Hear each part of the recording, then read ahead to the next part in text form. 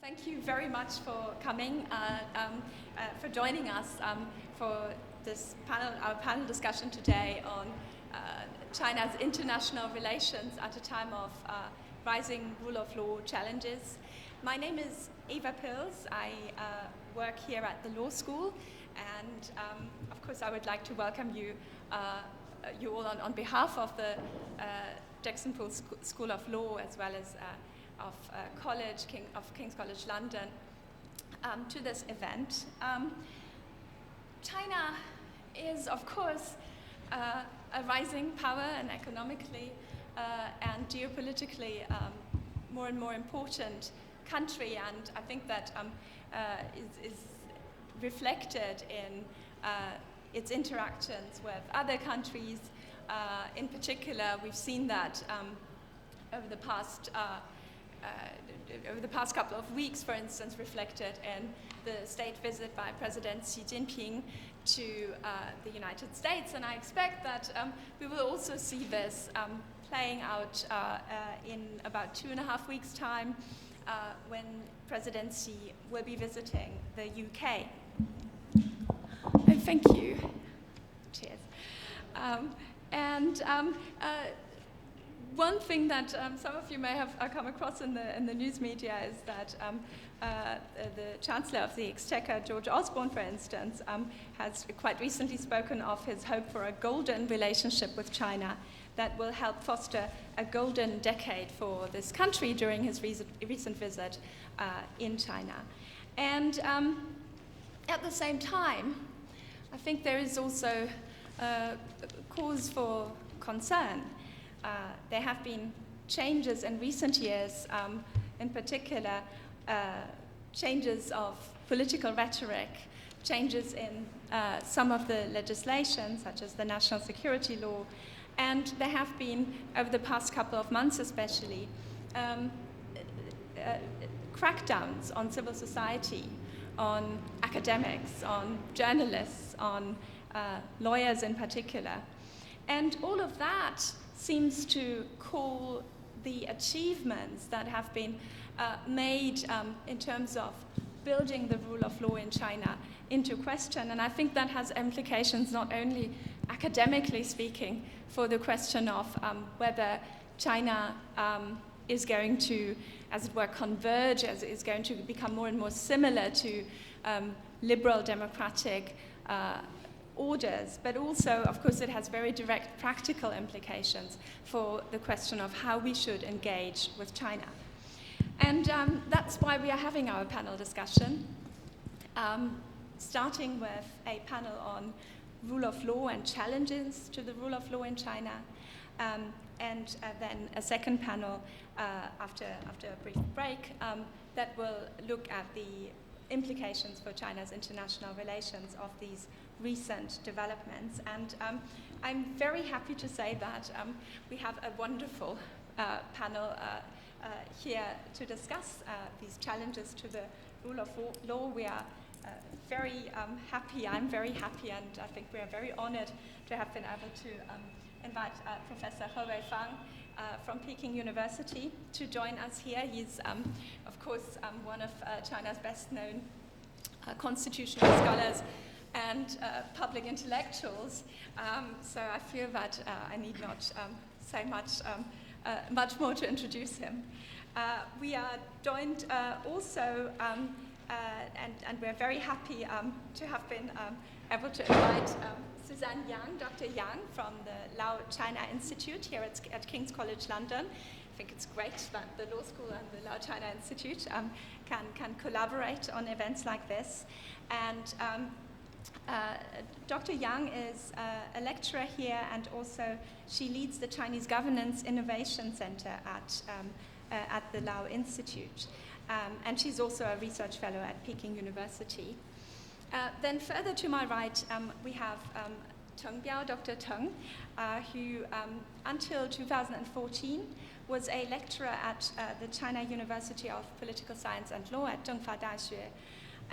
And of course also will be known to many of you as a very important rights advocate, the founder of two extremely important and in their own ways influential, if beleaguered, NGOs, Gongmeng and China Against Death Penalty, who since about a year or so lives in the United States and is currently visiting with New York University as well as with Harvard Law School. And then further to my right is Dr. Nicholas Becklin, known to you, I think, over the years in a number of different roles in the area of human rights advocacy, and currently the Regional Director for East Asia with Amnesty International based in Hong Kong. He's also a scholar, and his scholarship has focused on human rights questions and sort of the politics of China. He obtained his PhD from the School of Advanced Studies in Social Sciences in Paris. There is one guest who should have joined us, whom we had invited to be on this panel, a rights lawyer, a lawyer from China who I think would have been a fantastic addition to our group here, and could have helped us discuss the most current challenges and the direct experience of trying to be a human rights lawyer in China today. We had invited him, and he had accepted our invitation. He tried 2 weeks ago to leave China, to cross the border, and was informed that he was not allowed to leave the country on the grounds, I think it was 以可能危害国家安全为理由, so it was on the grounds that his leaving the country might harm national security. And we are very disappointed that he cannot join us today. He himself, of course, was very disappointed. And I think that this is in some ways a sad illustration of why it is important to discuss the challenges to the rule of law in China. So I've taken quite some time to make this introduction, and I feel that really I should, without further ado, now give the floor to Professor He Weifang. Thank you.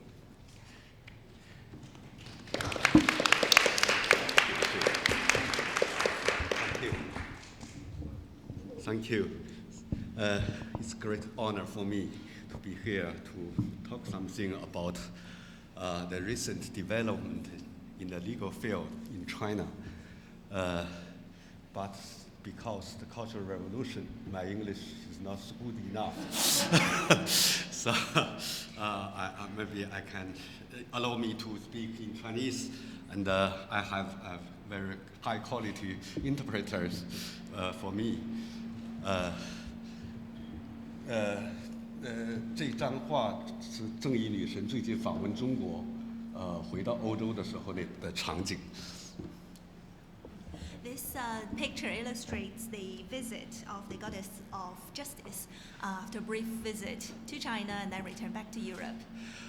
其实实际上几年前，大概3年前，中国的新一届领导群体开始他们的新的任期的时候，许多人没有想到中国的法治最近会出现如此严重的倒退。I think 3 years ago, when the new leaders came into power, came to their term in China, many people didn't predict what we would be seeing today, these difficulties that we are seeing today. 因为新的领导群体好像他们中间有太多的人其实是学习法律或者跟法律有关的社会科学专业出身的。People presumed with the kind of the background that many of these new leaders have in having a legal background or a law-related social science background, it wouldn't lead to the current situation. Brookings Institution 的著名的中国法专家李成博士做了一个统计，大概超过20%以上的中国新的领导，中国共产党的领导层，大概是跟法律有关系的学历背景。Dr. Li Cheng from the Brookings Institute did a kind of study, and it showed that about 20% of these new leader team of the party had a law background. 习近平主席本人是拥有法学博士学位的一个人，他的父亲也是一个中国改革开放的重要的领导人。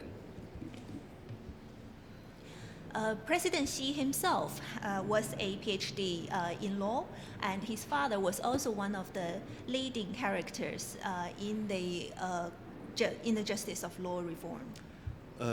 许多人会说，有什么样的父亲，有什么样的儿子，好像法国人也这么说。但是阿拉伯人会说的另外一个更有道理的话，叫一个人像他的时代，超过像他的父亲。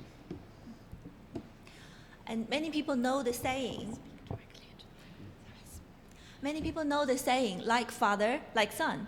But I think another proverb in Arabic probably concluded the situation better. A man is more like his time than his father. 现在看起来，习近平更像是毛泽东的学生。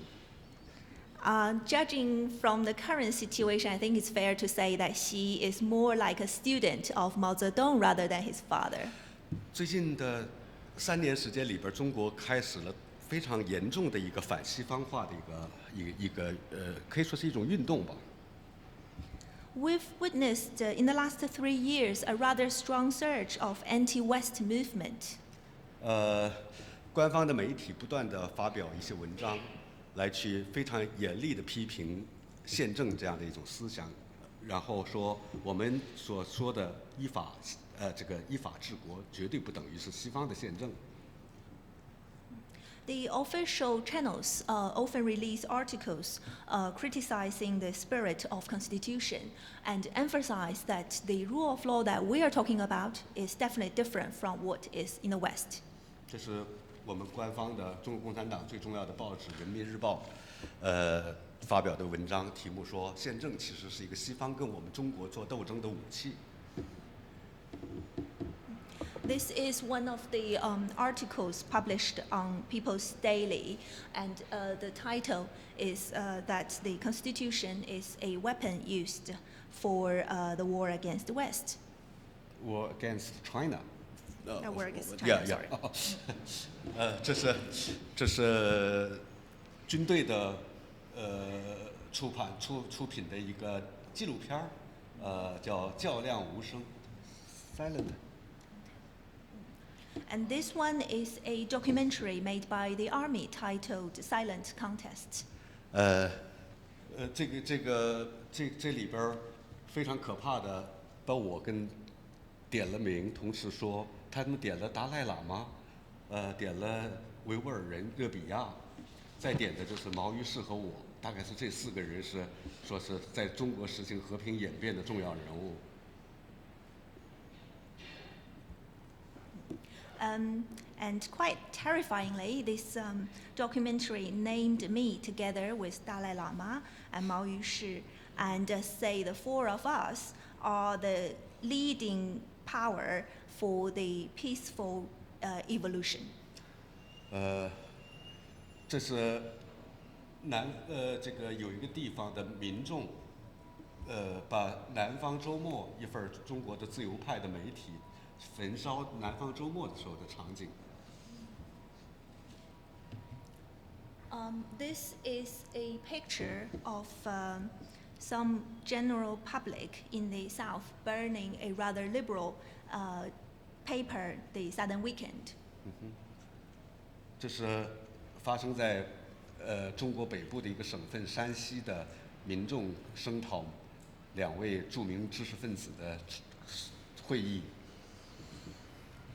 This is a meeting held in Shanxi province of people publicly criticizing 2 liberal activists.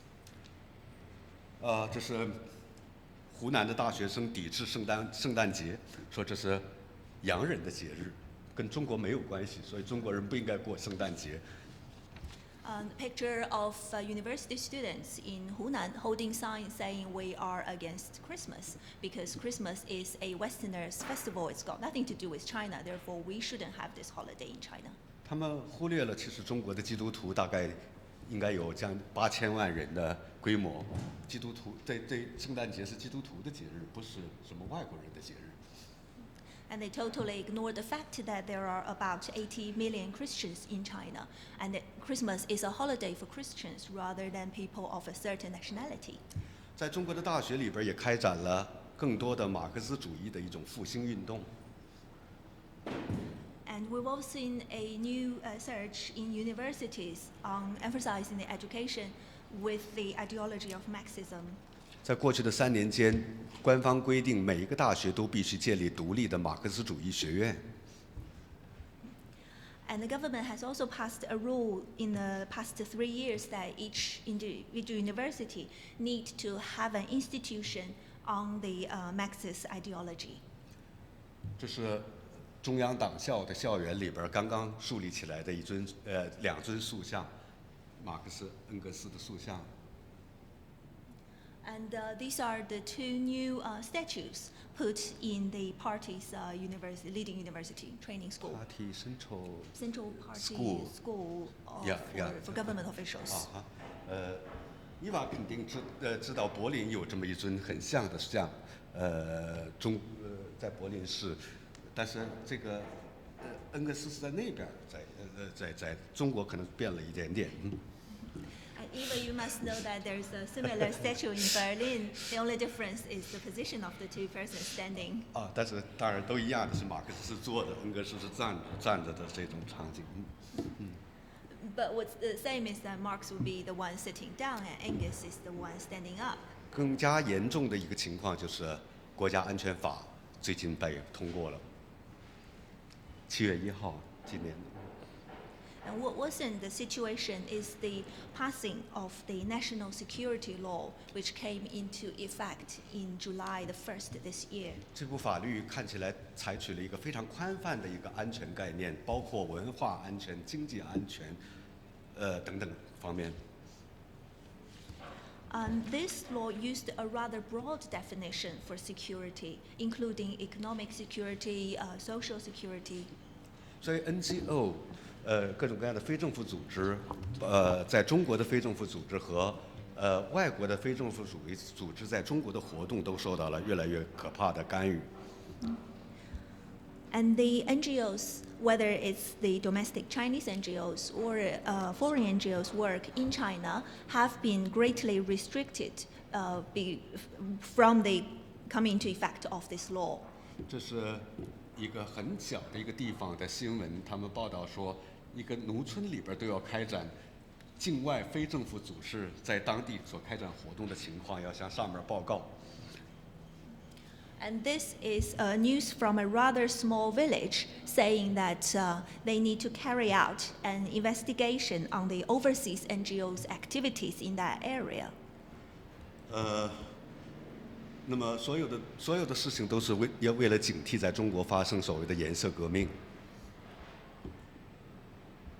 And all these are for alerting people on the potential color revolution in China. 这是一个这个某个组织所做的一个估计，说如果是中国的台湾中国国民党和中国共产党进行自由竞争的话，那么红色的就是会投票赞成中国共产党的，蓝色的就会赞成投票国民党的。And this is a hypothesis done by a organization. The blue indicates area where people might be voting for the Kuomintang party, and the red is area where it's more likely that the vote would go to the Communist Party. 这个好像跟哈佛大学的几个学生所做的研究结果很不一样，他们的结果好像有一些地区并不见得会投国民党的，红色的代表着意识形态很保守的、很赞成中国共产党的区域。And that was different from a hypothetical study done by students from Harvard University. This graph shows the result of the Harvard University students, and you could see the areas where the color might be different, but still the red indicates the more conservative area where the vote is likely to go to the Communist Party. 处境越来越困难的，包括法律界的一些人士，像许志勇博士，还有滕彪博士。许志勇博士在监狱里边，滕彪博士在我们的会场。And the situation is getting more and more difficult for legal professionals. For example, Dr. Xu Zhiyong, who is in prison, and Dr. Teng Biao, who is luckily with us today at the meeting. 他们都是我所在的北京大学法学院的毕业生，也是我们的骄傲。但是他们两个现在的情况让我们非常的无奈。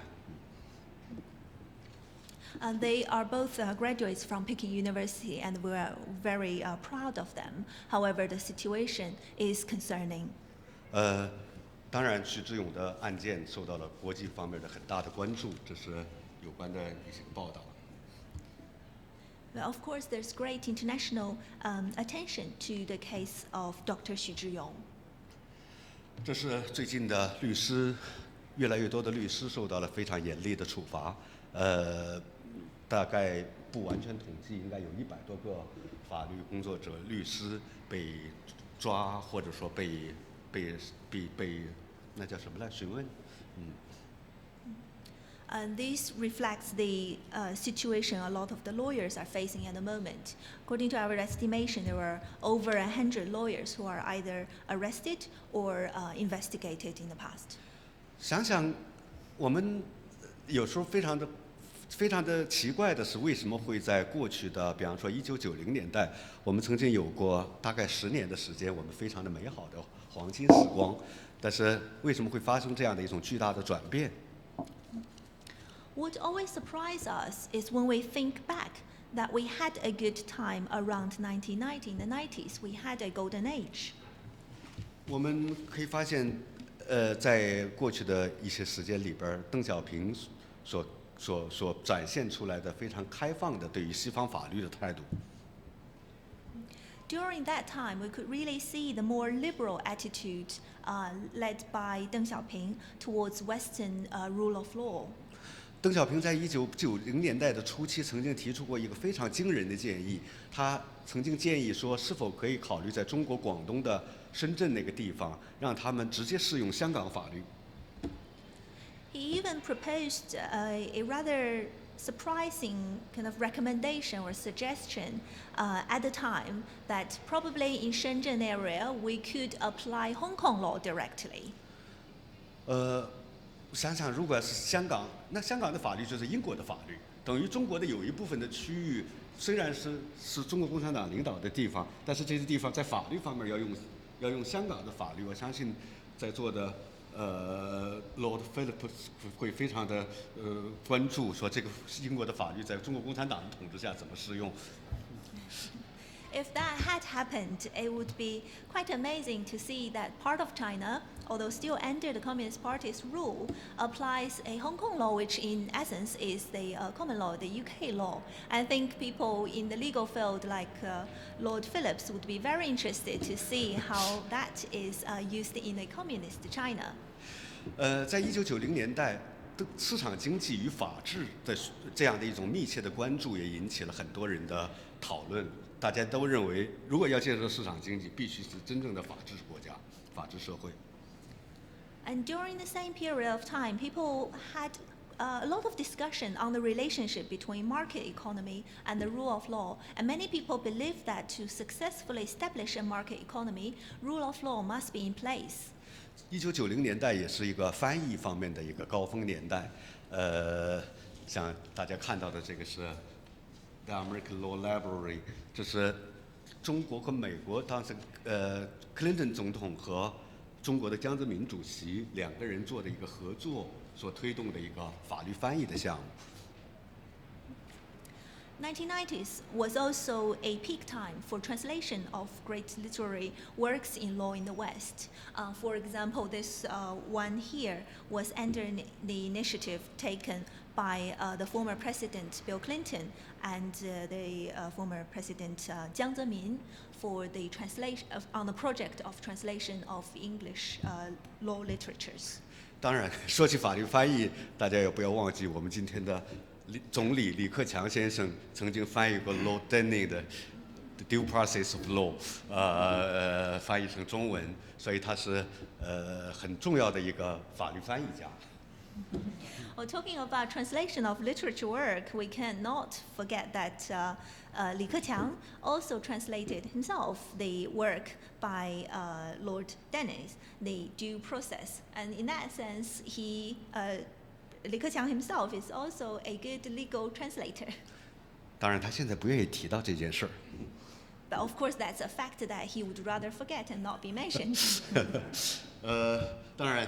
李克强也见证了中国跟欧洲之间在法律方面的很多的合作，包括这个非常重要的中欧法学院它的成立，叫 China EU School of Law。Well, of course, Li Keqiang also witnessed many legal exchanges and cooperation between China and the UK and Europe, including the setup of the China EU School of Law. 现在想想，90年代多非常热闹的一些个合作，包括比方说 The Food Foundation， 包括加拿大开发署，包括欧盟，包括其他的所有的，大家都在法律方面多方面的跟中国合作，帮助中国推动从立法、司法各个方面朝向一个法治国家的迈进。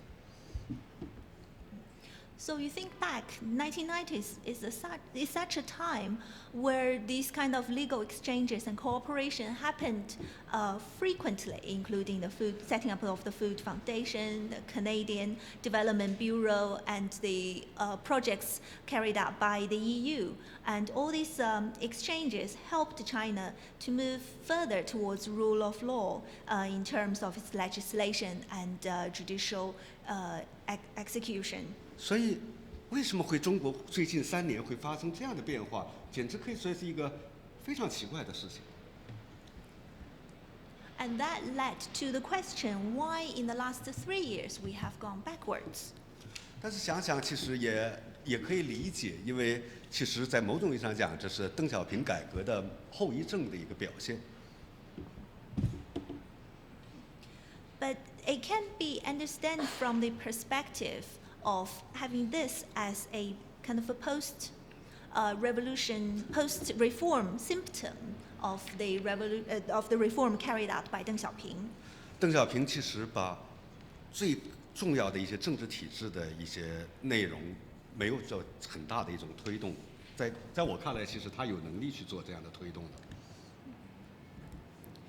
In my opinion, Deng Xiaoping didn't progress enough on some key political issues, which he had the ability to.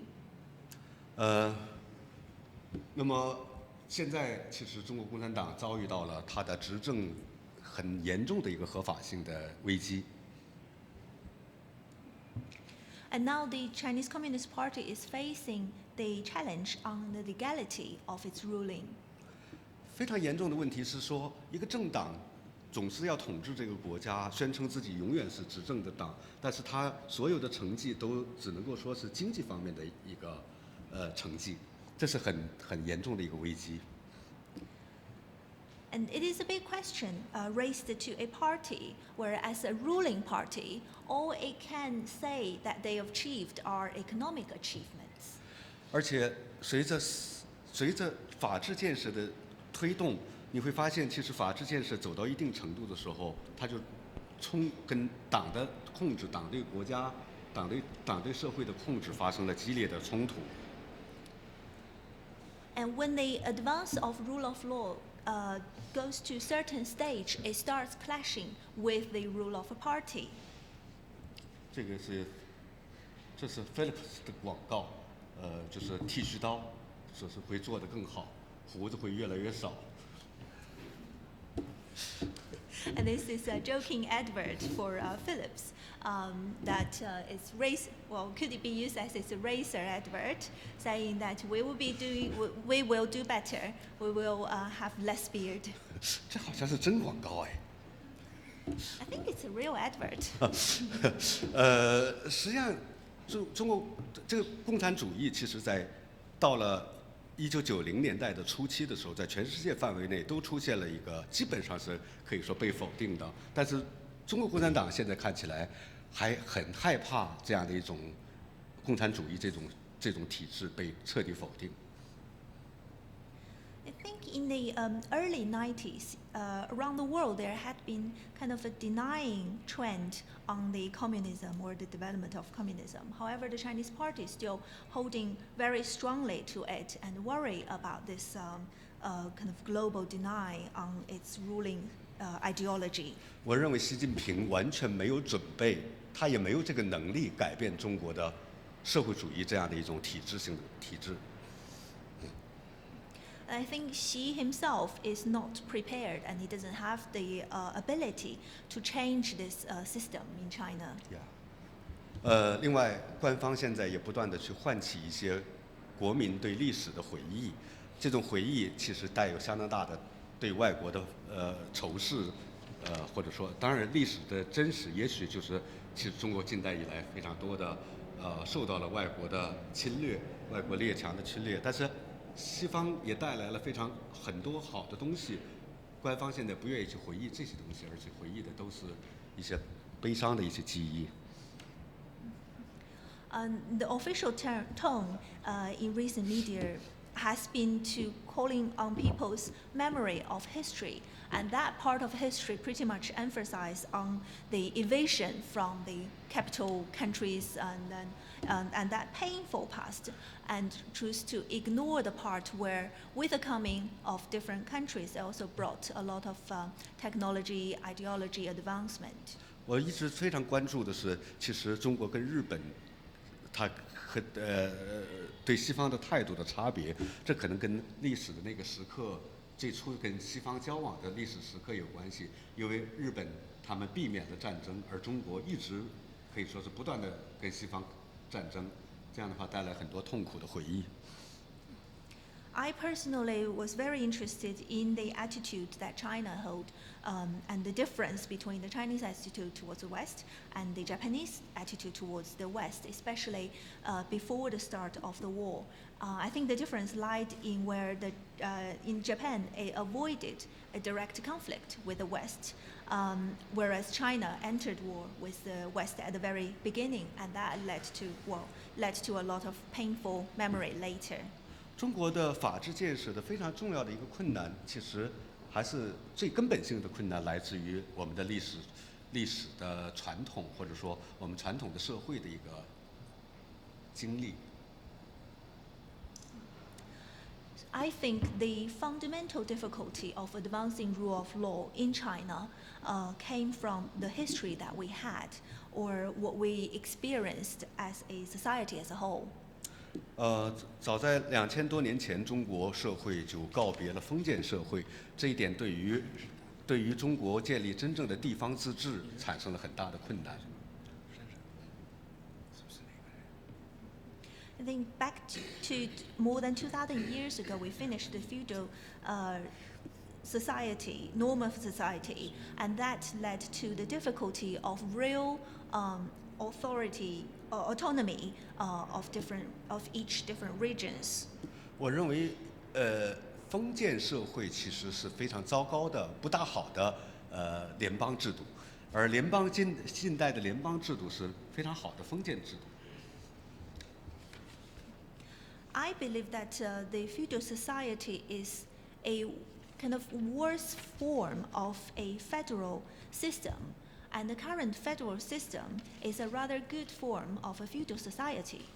所以很少经历真正的封建社会，2000多年的这个中央的权力，一直可以说是到了县这个级别，一直到任何官员都是中央派的官员，这样的一种官僚体制，深刻地影响到了中国的地方政府的构造。think throughout the 2,000 years in the feudal society, where power was indeed centralized, and all levels of government officials, all the way down to the county level, were directly appointed by the central government. That kind of system greatly affected the way and the power that regions could enjoy. We never have such things like local government. Everything is belong to the central government. 另外再就是我们没有办法想象中国会出现大宪章，因为大宪章是一些贵族们团结起来跟约翰王之间的一场斗争的结果，而中国很早就废除了贵族这样的一个东西。And in the same way, we could not imagine the happening or the existence of Magna Carta in China, because Magna Carta was an achievement from the fighting of the lords against King Zhong. But in China, that nobility didn't exist. 我们刚才刚看了一下子我们学院 King's College 的一个小型展览，关于 Magna Carta。And before coming to the meeting, we had a quick look at the small exhibition held by King's College on Magna Carta. 我们回去准备看看能否在中国慢慢的兴起一种 Magna Carta moment。And we will see after we get back, whether we will be bringing on a Magna Carta moment in China. 这个是中国的一个近代法律改革家，Lincoln's Inn 的 barrister，Dr. Wood 的一个照片。And this is a picture of Dr. Wood, who had his law degree from Lincoln's Inn and is a reformist in China. Was a reformist in China. 如果只有法律精英，一个国家其实没有办法建成法治。A country cannot build its rule of law purely on the power of the legal elites. 我们需要有不同的社会建构，重新塑造我们的社会。We need a different social structure. We need to reshape the society. 谢谢大家 ，Thank you so much.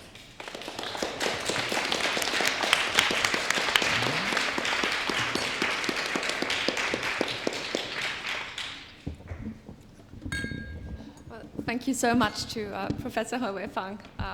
Brilliant as ever. In the interest of time, I pass on directly to Dr. Yang. Thank you very much. Thank you very much, Dr. Pence, for having me here. Let me start by quickly saying that I really appreciate and agree with lots of insights Professor He has shared with us, particularly about the reasons and the causes to the apparent sort of, kind of, you can say backlash, if you like, into this sort of rule of the party sort of scenarios here. But I'll be loyal to Eva by following strictly her instructions, talking about conceptions of order in contemporary China. If I had a bit of time, particularly when we take questions, for discussions, I would be happy to also try, shed light on how such, conceptions might have implications for a liberal project in China. And let me start with a sort of grand design in Chinese. They say 顶层设计, or the agenda for agenda to deepen reforms across many of the government institutions in China, which of course has been taking shape since Xi Jinping took office. We all know this all aims at what's called the modernization of the state governance capacity and the state governance system. Actually, to put the system before the capacity. And then to elevate and to strengthen the rule of law and constitutionalism at the beginning seemed to be the strategic way forward. This was marked and highlighted, for instance, by the themed plenary session of the CCP in October 2014. And then subsequently, we see the anti-corruption campaign, unprecedented in its strength and its scale, which is still ongoing. This has deliberately, as you have probably noticed, broken certain norms and I would say ranking taboos or pecking order within the party. And then the focus on economic structural transformation, or the economics, as it was dubbed for a moment, as shorthand for Premier Li Keqiang's approaches to economic reform. And the current reform of the state-owned enterprises all seem to boost the confidence of many China observers in seeing a more democratic China with liberal market economy. At least that was, for a moment, a view shared among many China observers. And paradoxical in the eyes of many China analysts, though, is a recent trend, as Professor He has vividly depicted there, on the part of the top leadership to consolidate and to expand their authority, for instance, over establishing highly centralized new institutions in the name of governance system reform. So ultimately we say the decision-making power in the party, the state, and the military all seems to fall within one man or few men's remit. Well, in this very short paper, I don't address whether the rather celebrated shift from the rule of the party or rule of the man to the rule of law is reversed or is being reversed. But rather, I seek to propose a method or an approach mapping the intellectual sources of the ongoing complex configuration of conceptual forces activating economic, political, and social order in today's China. I know it's rather ambitious sort of goal to achieve within 10 minutes, but I'll try to have a brief outline of the method I'm proposing. Of course, by order, I mean the existing patterns and political arrangements and normative ideals and vision for a preferred set of relations in society, as well as strategic conduct. Here I quote Chang 1999. And such order, such conception of order involves an elaboration of how power is or is expected to be exercised or indeed contained, how state and society is related, in what ways interests are attained or negotiated, domestic and internationally. The rapid and fundamental economic and social transformation over the last 4 decades in China has in part led to sometimes fierce intellectual debates in China about a number of key issues ranging from, for example, routes for further economic development, distributive justice, to the reform of the party-state governance system. A flux reconfiguration of the intellectual landscape is interesting, intriguing indeed, and very complex today. So we're talking about authoritarianism in China, in Chinese context. We're talking about the cultural conservative tendency, talk about populist nationalism, old and new leftist thinking, and liberal thoughts. Convenient labels as such for discussions maybe, they also include the radical and the conservative, and the left or right, each coming up with contrasted yet still sometimes convergent views about how to reconfigure the society and to reform the government. Both proponents for both, for example, social democracy and proponents for liberalism, neoliberalism, they sometimes agree that property rights, for instance, of the individual, taking this as a precondition for market economy and political rights. And state power must be limited in the context of traditional, called the 官本位, you say officials being at the center. Much debated between the New Left and the liberals are issues concerning individual rights versus collective priorities, market economy and social justice, global governance and national interest, freedom, democracy, so on and so forth, not only on the policy level, but also pointing to fundamental philosophical questions. Sources of existing patterns, political arrangements, as I mentioned earlier, the normative ideals, visions for a preferred set of relations in society, constantly exercise influence. This constantly exercise influence over the party-state decision over its reform agenda and approaches. Just 2 minutes.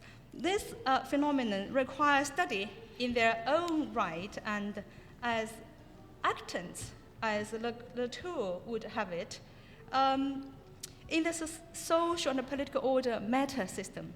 It is also important closely to watch the changing configuration of it, as a configuration of such intellectual landscape, as it tells a lot about China's strategic conduct, where China is and where China will be. So the way to help shape the route ahead largely lies in the conscious connection with these sources, strong dialogue between academics, policymakers, and policy implementers, indeed.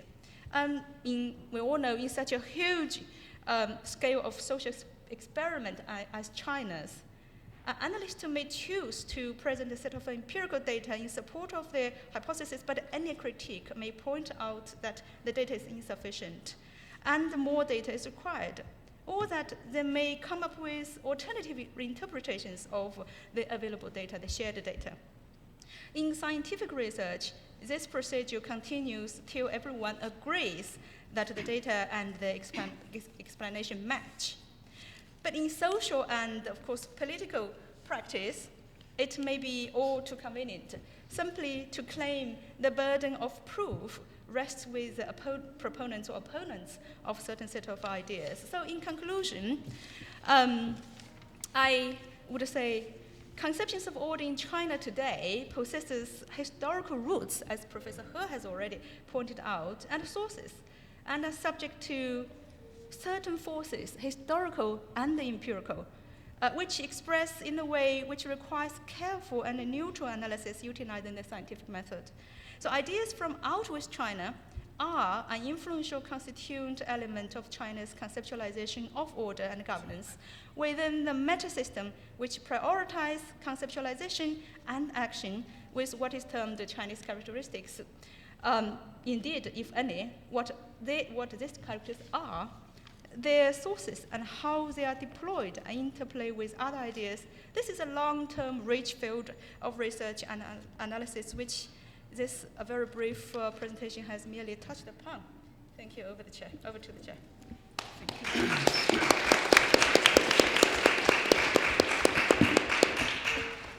Thank you very much for this exploration of an idea of order with Chinese characteristics that drew very much, I think, also on intellectual history. And now we give the word to Tong Biao. Thank you. Thank you. I'm very happy to be here, and especially happy to see Professor He Weifang again. Professor He is one of my supervisors, and I used to be a good student, and Professor He led me to be a reactionary. And after I graduated from Peking University, I participated in the rights defense movement. In 2003, the human rights lawyers, bloggers, NGOs, and grassroots activists play a very active and important role in the influential cases and public legal events. And that year is considered as the very beginning of the so-called rights defense movement. And in 2005, the Asian Newsweek selected 14 human rights lawyers in China as People of the Year in Asia. And then rights lawyers became more and more influential since then. And why the rights defense movement can happen in 2003? My analysis is there are various reasons. First, the development of the legal system and the legal professions. To name a few, the administrative procedure law, criminal procedure law, the bar association, and the law schools, and also the shift of the ideological discourse from the Cultural Revolution, class struggle to rule by law. And we can use the official discourse to fight for human rights and to carry out a civil campaign. The 1989 Tiananmen massacre did not change the reform and opening policy. Marketization, a party-controlled market. So in China, we don't have a real market economy. The market is always controlled by the Communist Party. And the globalization without democratization are good for the Communist Party. So it's not difficult to understand that the development of market economy enlarged the space for civil activity. And partly because the logic of market economy, the traditional media got more space, and especially internet was introduced and developed very rapidly in China since mid-1990s. The email, BBS, blog, Twitter, Weibo, Skype. So all these instant communication and social media have extremely promoted the communications, the connections, and the mobilizations of the this human rights movement. The dissemination of liberal thoughts. Dr. Yang and Professor He also mentioned the in 1980s, 1990s, many liberal publications were introduced in China, and that Mao Yushi or Liu Junning, also He Weifeng, play a very important role in introducing these ideas into China. And last but not least, the effort of the traditional democracy activists, the dissidents. So to a certain extent, the rights defense movement is a successor to the traditional democracy movement. And for the past 11, 12 years, there are three trends of the rights defense movement. The politicalization, the taking the movement into street, and the organization. In Chinese, 政治化, 街头化, 组织化. So some examples you can imagine: the Gongmeng, the Open Constitution Initiative, the Charter 08 movement. That's the Chinese version Magna Carta movement, yeah. And the Southern Street movement, the Jiansanjiang event, the underground how churches, and non-cooperation movement initiated by mainly by lawyer Tang Jingling, and the independent candidates campaign in local elections, and the protests of the Falun Gong practitioners. So we have more and more human rights lawyers joining the rights movement, and these activists tend to take the campaign into street, and we have also organized a lot of groups, organizations.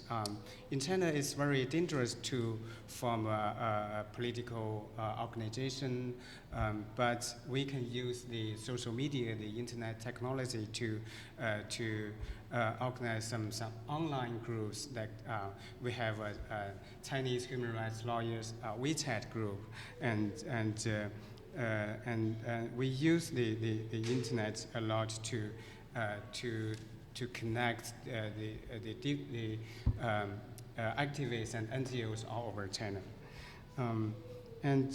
The rights defense movement contribute something to Chinese legal system.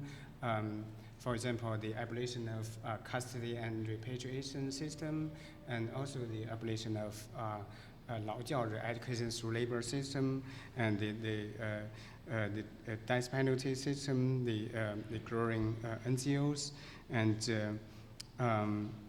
we have more and more human rights activists, some prominent activists and heroes like 高志胜、刘晓波、胡佳、陈光诚、许志勇、郭飞雄 and 李和平、唐静玲. So all these lawyers and intellectuals played an important role to promote human rights and freedom and even democracy in China. And the crackdown, Chinese government never stopped its crackdown on the civil society or the rights movement. So the 1990s or during Jiang Zemin or Hu Jintao era, it's not a golden time, because of my human rights involvement, I was kidnapped, disbarred, and tortured, disappeared. But I can still practice. I had some space to develop my human rights cause, but now even the NGOs focusing on environment, the women's rights, the LGBT rights, HIV/AIDS rights. And even the 丽人图书馆, some citizen library projects have been shut down. And so since Xi Jinping came to power in 2012, the threshold is much lower than before. So they arrested lawyers, and they arrested lawyers' lawyer, and then lawyers' lawyer. So, and so I said to the Congress hearing that if Obama lives in China as a lawyer with political pursuit, he'll be in black jail, not White House. So so what's the reason of this crackdown? It's really different from the previous era. I think it should be dating back to the spring of 2013. On March 31st. The Xidan Sijunzi, so the arrest of 4 gentlemen in Xidan. So in my opinion, that's the beginning of this wave of roundup. The 4 activists are actually members of New Citizens Movement were detained and then sentenced. And then many journalists, lawyers, NGOs, and dissidents were detained and disappeared. And so that's the policy of Xi Jinping. Xi Jinping is somebody living in 1960s. He never accepts the ideas of liberal democracy or constitutionalism. So what he has been doing is to prevent China from going towards the liberal democracy. And we have the other panelists have also mentioned the National Security Committee and the foreign NGO management law, and the document number 9, and in Zhejiang province and other areas, they cracked down on underground churches, not only underground churches, but also the official churches. The crosses were destroyed, and pastors were arrested, and other religious minorities were also destroyed. So all these things represent that the Communist Party is fear of the possible color revolution. So they are always facing ideological crisis. They don't have legitimacy because there's no free election. So what they want to do is to control the growing human rights movements, the growing civil society, in order to remain the one-party rule. And compared with all these crises of the Communist Party, political crisis, economic, financial crisis, and the conflicts between the people and the party, we on the other side, the civil society and human rights movements are gaining in prestige, influence, and organizational capacity. So that's the deep reason why the Communist Party cracked down the human rights movements so severely. But in my opinion, this crackdown won't silence the human rights activists in China, and it won't stop the march towards human rights and rule of law in China. The rights lawyers and human rights defenders will rise from the ashes with an even deeper sense of their historical responsibility. So in general, Chinese people will enjoy freedom and democracy in the future, but I don't have reason to be optimistic in the near future. Thank you.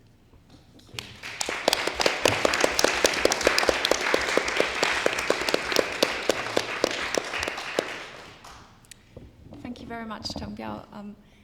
I'll just pass on directly to Nicholas Becklin. Thank you, Eva. It's a great pleasure to be here at King's and a great honor to share the panel with distinguished people for which I have great admiration. Professor He and Tang Biao, we've known each other for a long time under the watchful eyes of the domestic security. For those who are not so familiar with Professor He and Tang Biao, these are people who have paid a very heavy price during their life for speaking the truth and looking for the truth. Professor He spent a few years in the region I studied for my PhD, Xinjiang, where he was hosted by the Bingtuan in Shihezi, and as the former imperial servants were sometimes banished to the border areas, and so I see here a long historical tradition that maybe Suzanne will recognize, but I'm very glad that he is back in Beijing. So. The other advantage of this panel is that it relieves me from the duty of talking about the human rights situation in the country, because you've just heard about it and I have nothing really much to add. You have to trust the people from China to tell you about what the real situation is, not armchair experts abroad or a businessman on a mission or chancellors who are on a selling trip. I rather speak from my vantage point, which is at the juncture between the domestic situation between China and the rest of the world or the international community. This is the role of Amnesty to a certain extent, because we do not have a national section in China. yet. But I see some who could be president in the future, and also by virtue of being in Hong Kong, which is this very point where China meets the world, and this is where Amnesty now has its whole East Asia operations. So speaking from this vantage point and leading into the next panel. The central question I wanted to address was, what is the responsibility, if any, of the international community in respect to China's human rights situation and posture? So that's the question I want to ask, and it's not such an obvious question to answer. We've heard from the panelists why the state and Xi Jinping himself was not really interested in liberalism, why China is currently doubling down on authoritarianism to go through a situation that they think is unstable and risky for the country. But what about the international community? Should we care about what is happening in China? I think Tang Bia has shown very persuasively that there is a human rights movement in the country. Whether we care outside or not will not change anything about this. The movement is there, the people are there, they're claiming their rights, they're pushing, they're challenging the government, they have more information, more contact, more points of comparison than before, and I don't see that anything will stop. So the real question for the international community is whether we choose to care or not. But let's go back to the very question, what is the responsibility of the international community? Well, it depends who you ask. If you ask the Chinese government, I think that the response would be none. The international community has no responsibility in respect to the human rights situation in the country. These are our internal affairs. You should not interfere. And by the way, we have a different political system that has delivered enormous economic growth, stability, and peace over the past 20 years. So, as Xi Jinping said, human rights criticism is mostly done by well-fed foreigners with nothing to do. I'm thankful for him. That really put me on a diet when I heard this. If you ask foreign governments, I think that the response is not very far from the Chinese government response. Is no, we should not interfere in China's internal affairs, essentially because there is nothing to win from it. We have more pressing interest, national interest, economic interest, or even interest in the administration of the global order that takes precedence over the human rights situation in the country, about which in any case we can't do much. Now there are people who care but decide that they can't do anything, and there are people who make a song and dance about not caring about human rights, which I think was the case of Chancellor visits to China, or even the Prime Minister recently. So that would be the answer of the foreign government, and I deal a lot with foreign governments and diplomats, so I am well versed in all the shades and nuances of the arguments. But I must admit, this is not an easy one. You cannot move China if you're France or if you're the UK. And the moral authority of the US and Western countries and democracies generally has greatly diminished since Guantanamo and Snowden and so on. But I'll get back to this later. Now, if you ask one level down from the Chinese government, which very often people don't do, about whether the international community has or not a responsibility, then I think you have a much more nuanced response than the one from the Chinese government. You have many people, such as Professor He, and academics and intellectuals and ordinary middle-class people and farmers and workers who are very often much more direct in their aspirations than the educated elites. They would say that no, there should not be any issue that is taboo. China, as a Chinese citizen, I can have a view and I can express my view concerning the human rights situation elsewhere, or in the US or in Europe, and therefore there should be a possibility for other for people from other countries to do so. I think there is another constituency, which is the constituency that is being suppressed, actively suppressed by state power. So human rights lawyers, Uyghurs, Tibetans, Falun Gong practitioners, underground Christians. There's a large, very large number of constituencies who are being suppressed by state power, and they think that it's very legitimate to ask for to ask the international community to give them the voice that they do not have in the country because it's being suppressed by the government. If you ask people who are more into the legal field, you may have also people in China will tell you that the West and the rest of the world is blind to the very real risks that China may bring to the international order, because the nature of the political system makes it very difficult for China to exist in an order, in a world order that is based somehow on democracy and rule of law and human rights. That China will try to undermine and erode the human rights international norm system. So that's what you could hear if you were to ask people, I think, in China. Now, if you ask this question, the same question, does the international community has a responsibility towards China's human rights situation? If you ask the human rights community, the answer would be very clearly yes. And of course, the easy answer is yes because of international human rights norms. China has signed, I think, over 19 international human rights treaties. It has taken obligations. Therefore, it's perfectly legitimate to watch its performance and criticize its shortcomings.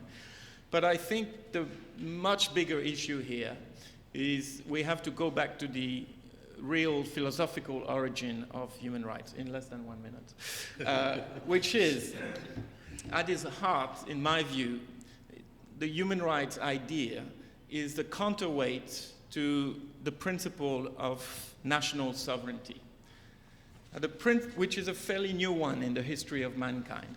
So the principle of national sovereignty leads to a government that has authority of a particular territory, can do anything it wants to its population.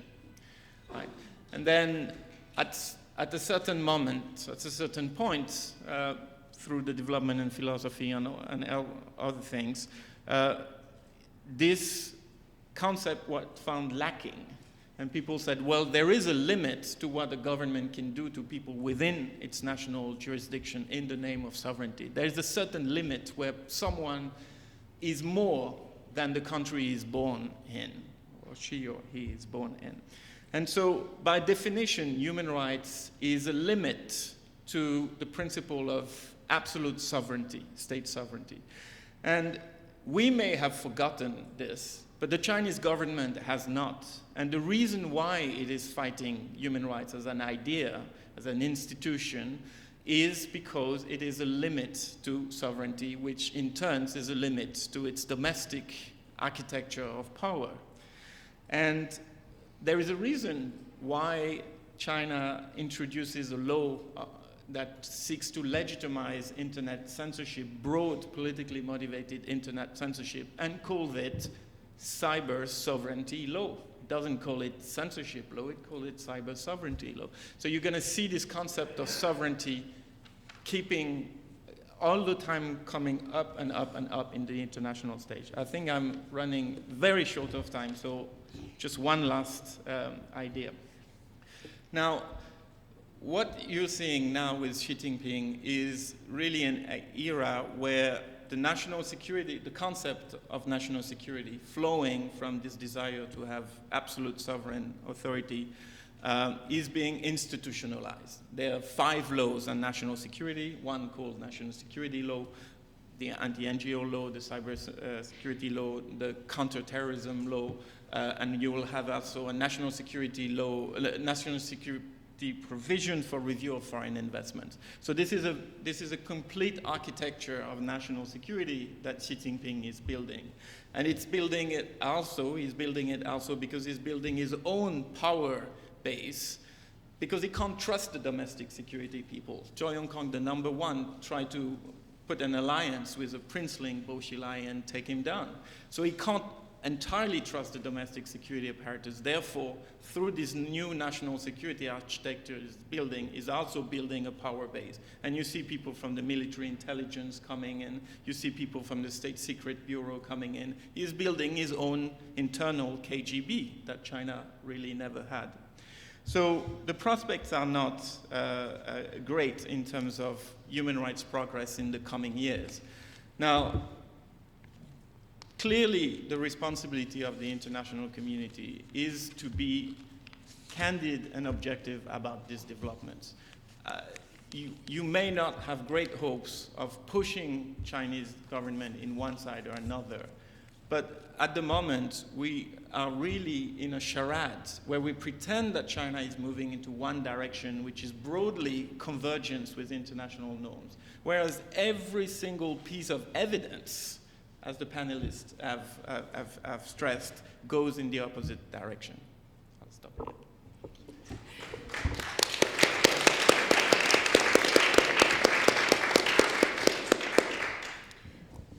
Thank you very, very much to all of the panelists. The floor is open for questions and for discussion. I'm sure there is a lot to discuss. Thank you. Yeah.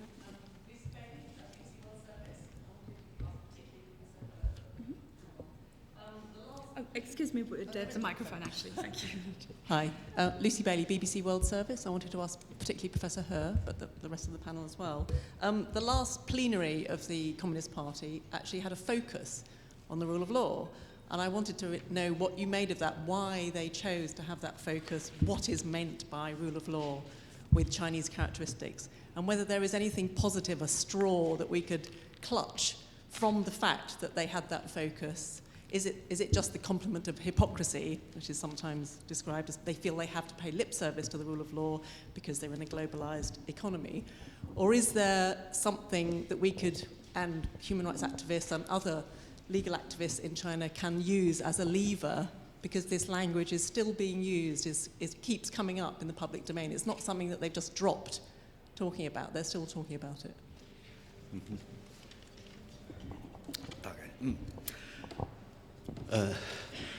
我想可能rule of law 这样的一个概念，可能是应该是从中国的改革开放30多年来一直没有放弃的，或者一直是一个非常具有一种合法性的一个概念。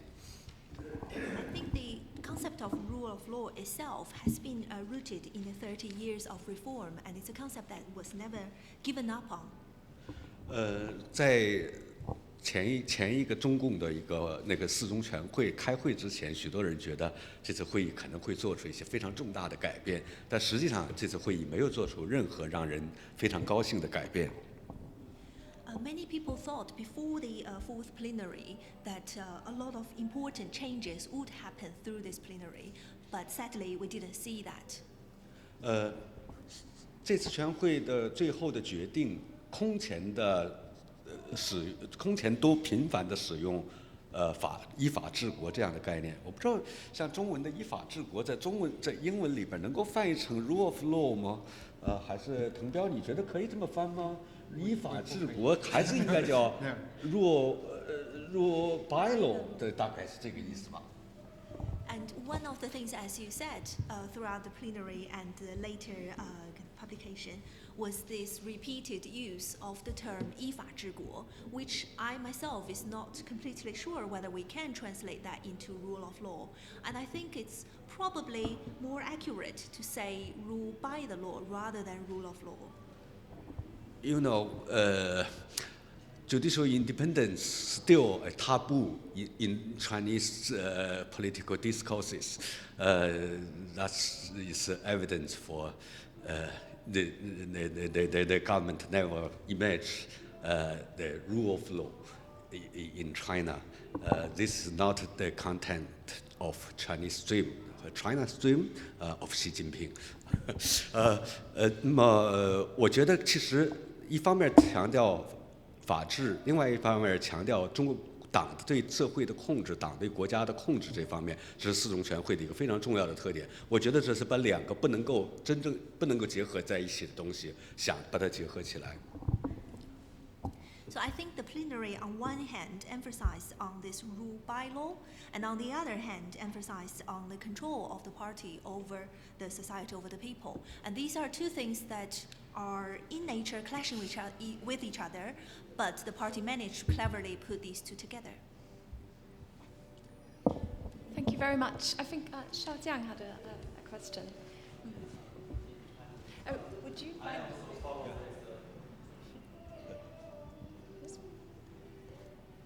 I also follow this question, rule of law, because it's always the Chinese leader mostly use is 依法治国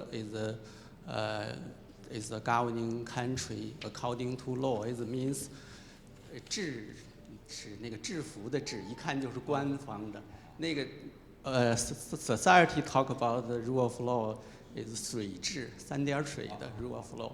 That is quite different. But my question is, if only talk about the rule of law without democratization, then not a rule of law. It only can benefit is the interest group. For example, maybe you are other scholar in the Western Hill conference 10 years ago. You talk about the Communist Party has not registered themselves even according to their law.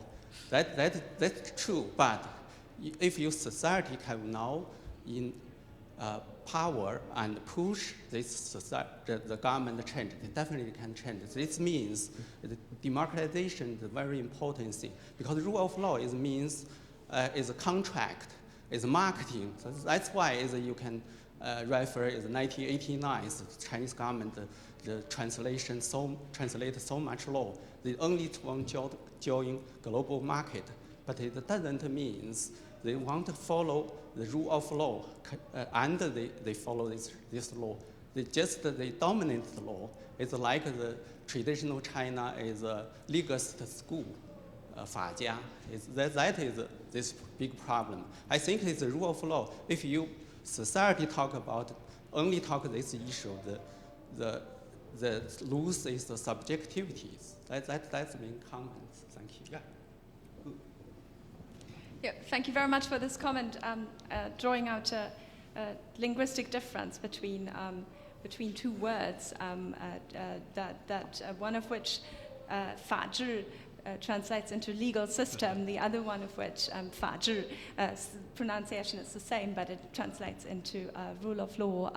Just to mention that for the benefit of anyone who doesn't have Chinese. So there are more questions, of course. Yes, please. First you. If you could pass on the microphone, thank you. And then Tim Pringle, thank you. If we make the presumption that in the near future the Chinese party and the Chinese state as a single party state with a certain element of authoritarianism is here to stay, then can you see some version of the rule of law, some version of human rights compliance, and some degree of judicial independence emerging in China? And is this a question to anyone in specific, Yes, or to the anyone, whole panel? to all the panels. Dr. Tan?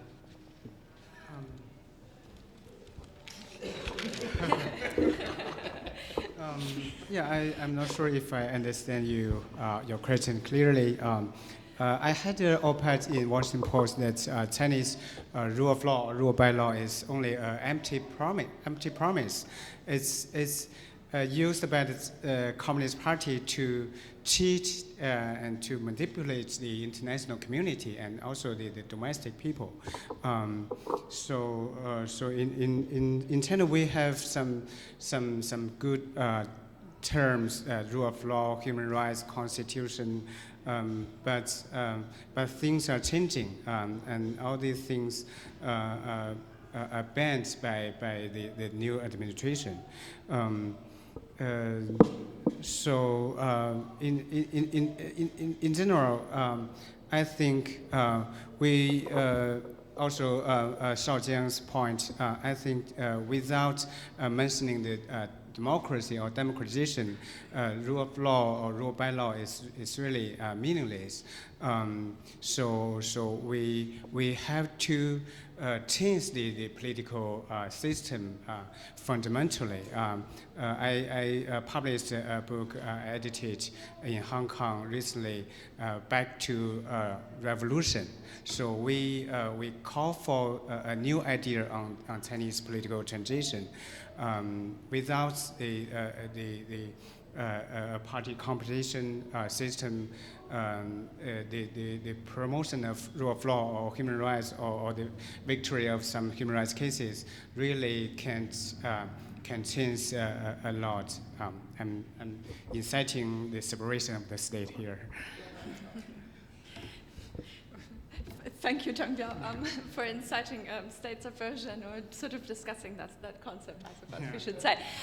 I think that Nicholas Beckland wanted to say. Just to complement Tang Biao's answer, and speaking from the vantage point of Amnesty, that is a regime-neutral organization. In the human rights movement, we are not in favor of democracy, or we're not opposing one party system per se. We just look at the human rights performance. And I know a few democracies that commit egregious human rights violations, particularly in foreign countries. So that won't surprise anyone. The issue is, I think for the period that Tang Biao was particularly active, and the state promised this, the reality was this, and they worked the gap. And they were able to make a lot of progress in this. And this fight was valuable, even though you knew that it would not change the political system. But we should also be careful about the idea that, if China embraced democracy, then all the human rights problem would disappear. That would probably not be the case. So this is a very Western, and I'm not accusing you of this, but it's a Western pathology that we cannot look at China without thinking about our own state of the democracy crisis and the future of the West and the balance between our political model. We are so obsessed with this that it's very difficult to just look at China as it is.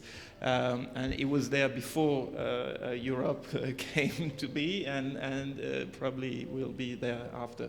But that's another question. So I think there was and then if you look at Deng Xiaoping's reform, you can say that one of the great movements was that the party responded to society's demands.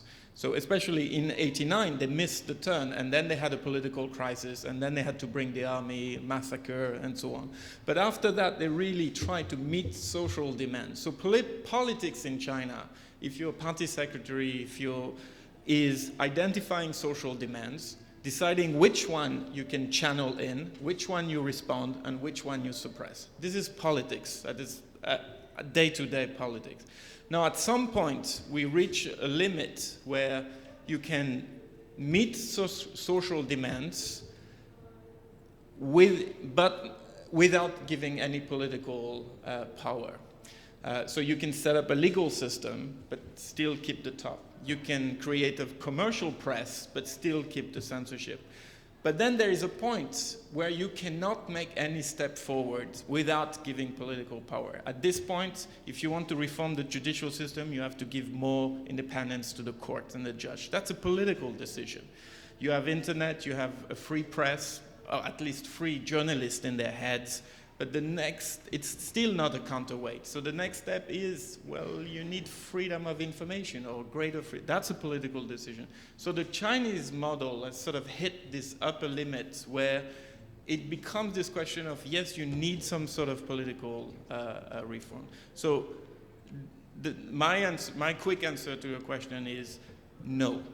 There will be no incremental progress for human rights, legal system, and so on.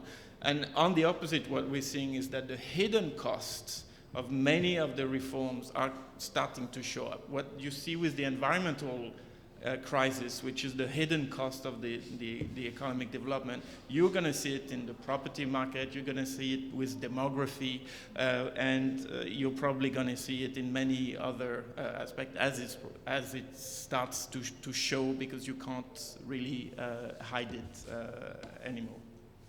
Thank you very much. I feel we certainly should give Suzanne Yang the opportunity to get back not only on this question, but perhaps also a little bit on the comments that she has received from other panelists. It's extremely exciting, interesting hearing different views, and I share lots of the observations shared by the panelists. Just quickly, 2 points, if I may. The first is an observation, actually. It's about normative socialization or norm socialization. If you talk about human rights as a set of norms, internationally accepted or general practice, advocated by the UN and under the patronage of the UN since World War II, then you will realize that normative socialization does not necessarily take a progressive sort of, doesn't go through the sort of progressive process, if you like. And also normative socialization is always conjoined, if you like, with other calculations or political reasonings. That's where I think I would argue that, political philosophers and the political theoreticians will have a lot to do. I mean, I was talking about, the burden of proof should rest with the proponents of either the sort of liberal rights thinkers or advocates, or those who argue for otherwise, like social democracy, which is quite influential in China for the moment. Not to dwell upon too much about this, I think I'll stop there, but we can come back, picking up discussions later. The second point if I still remember, is picking up what Nicholas said about, the enormous challenges the globe actually is faced with. Not just China, not just the West, because we are living in this era of huge transformation in both societal and economic and political configurations, if you like.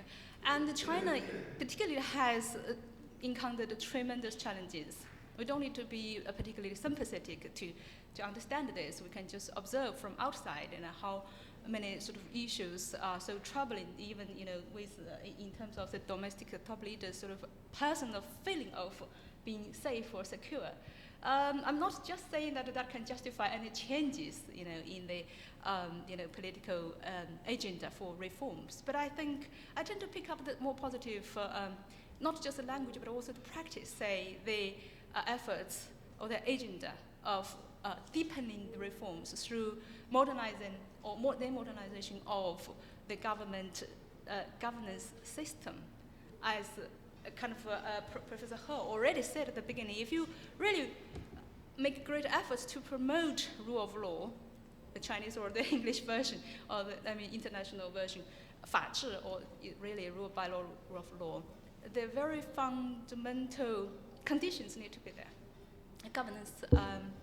Governance reform and the capacity boosting of the governance should be one of those. Yeah, thank you. Thank you very much. Tim Pringle had a question, I believe, or maybe that's over. I'm so sorry. Oh, I'm so sorry. Any other? Sorry. Yes, please. Yeah, hi. My name is Brian. I'm a researcher at the University of Oxford's Parliaments and Human Rights and the Rule of Law project. And Lisa stole my question to an extent, but I'd like to rephrase it if possible. And I mean, we have an internationally accepted definition of the rule of law now by the UN's in its 2004 Secretary General statement, as well as the 2012 high-level panel. And we have the definition that includes respect for human rights and respect for international law. And I was wondering what scope is there for domestic political actors within China to use these appeals to these standards to try and change the rule of law discourse within China. And my second question I have is really the recent changes, market,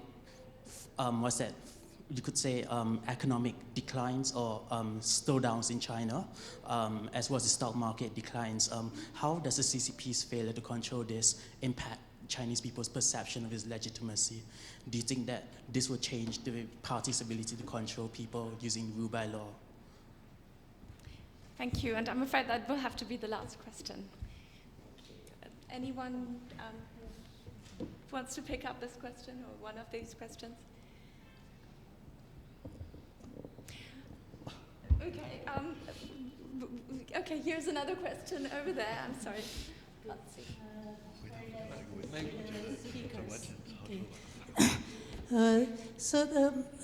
I have two related questions, all in regard to the government measures this year as pushing for rule of law reforms.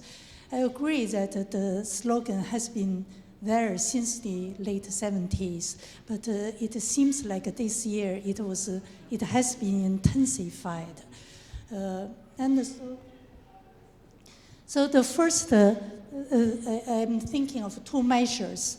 First was this People's Daily's editorial on April 29th with the title, "Let Lawyers Speak, Let the Law More Respectful." Such editorial, I think you wouldn't imagine it will appear under Jiang Zemin or under Hu Jintao. It could be there in the 80s. And I think at the same time, you need to, I noticed that there was this National Lawyers Conference, 全国律师会大会 in August, right after the roundup of human rights lawyers. So I wonder how you interpret these contradictions and contradictory measures. Second measure is starting from May 1st, the previously very restricted registration of lawsuits was liberated, 立案庭. So whoever, so long as you have complete documentation, you can lodge a lawsuit starting from May 1st. And so because of that, the Falun Gong people have been lodging numerous cases specifically against Jiang Zemin. Of course, such cases wouldn't have a chance to go to court. But if so, why do they take this measure at all? I'd like to hear your opinion. Okay, thank you. So essentially, I think we have two questions at quite different levels. One, essentially about the use of international standards, not only of international law, but also of sort of the interpretation of concepts such as rule of law at the international level, and how that is operationalized in China. And then the second question just now, how to explain specific measures, campaigns that seem to be sending contradictory signals about rule of law development in China. Now, we have two great questions, but who's going to answer? Yes, Nicholas, please. And we have to be very, very brief now. The question of whether international definition of human rights is used as aspirational basis inside China, I think the answer is very clearly yes. Although Chinese people have had a concept of rights before, maybe you not call it Zhen Quan, maybe you call it Ren, no, or Ren, sorry, benevolence or whatever. But certainly the fact that there is an international framework, I've seen it many times working with rights activists in China, is that they think, oh, my issue is actually not just me thinking that such thing is unjust or whatever. There is actually an international recognition and norms and so on. So there is an appeal. The problem is that if you're in a country like China, but pretty much any country, to invoke international norms to have a practical effect in the defense of your rights is really a long shot. So I think, yes, it gives a legitimacy to aspirations for human rights and justice, but it's certainly not an engine or a vehicle, especially in a country like China, where anything that comes from outside and the UN will be filtered both ways. Two brief points. First, the legitimacy. You know, the Communist Party has no legitimacy, but they use the performance, the economic growth as their legitimacy. So if the economic growth decline very obviously, then they will face a real crisis. I think it will be the beginning of the comprehensive crisis. So the economic crisis will lead to political and social protests, and then maybe we have the opportunity to change the system. That's maybe the best scenario. And second, the controversial discourse in the facial propaganda. I don't think you should take it seriously when the Communist Party say something very, very beautiful. So we should focus on what they have done. The arrest of the rights defenders, the shutdown of NGOs, all these crackdowns. So it's contradictory to their beautiful slogans. So they always use these propaganda and official writings to cheat people. But what they are doing and what they are going to do is very, very clear that Xi Jinping is going to strengthen his power and is going to go backward to the kind of traditional totalitarianism.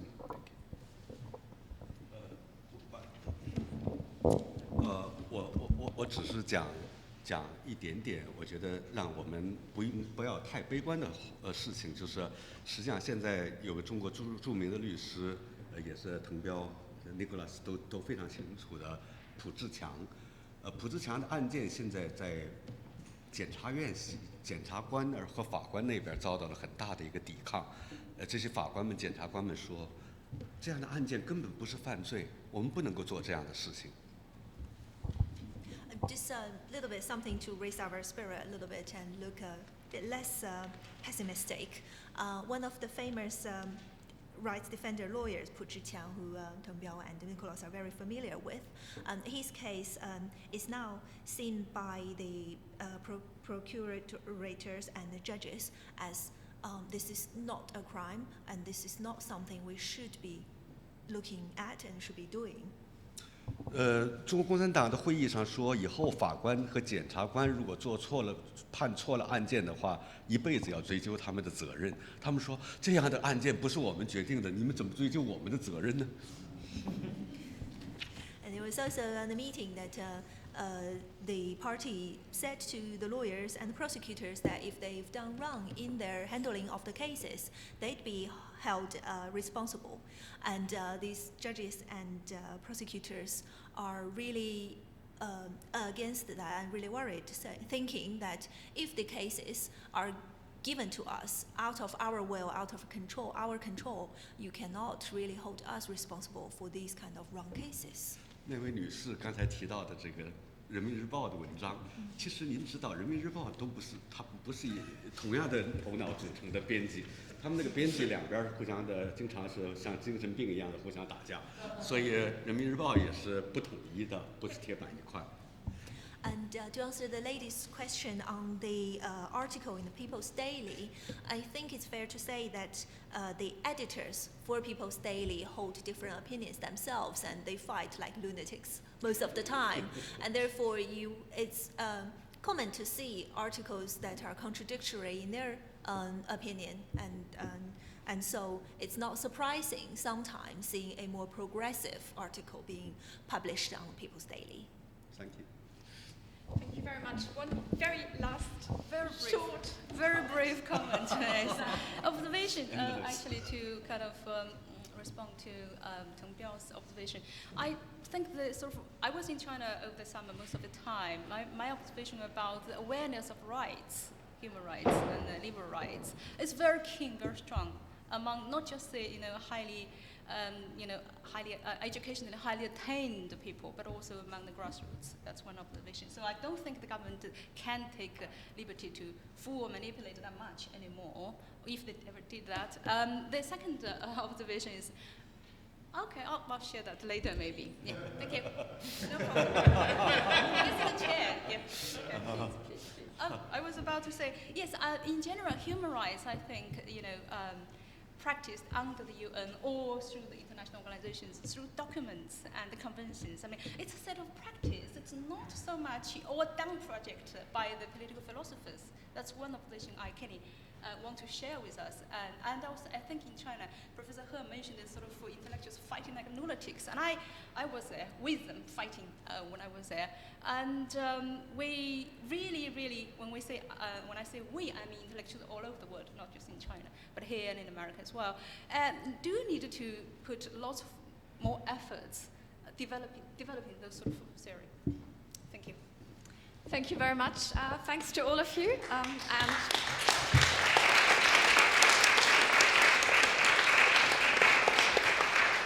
So I suggest that we reconvene at 4:05 with a very slight delay for a panel on implications for China's international relations. Thank you very much.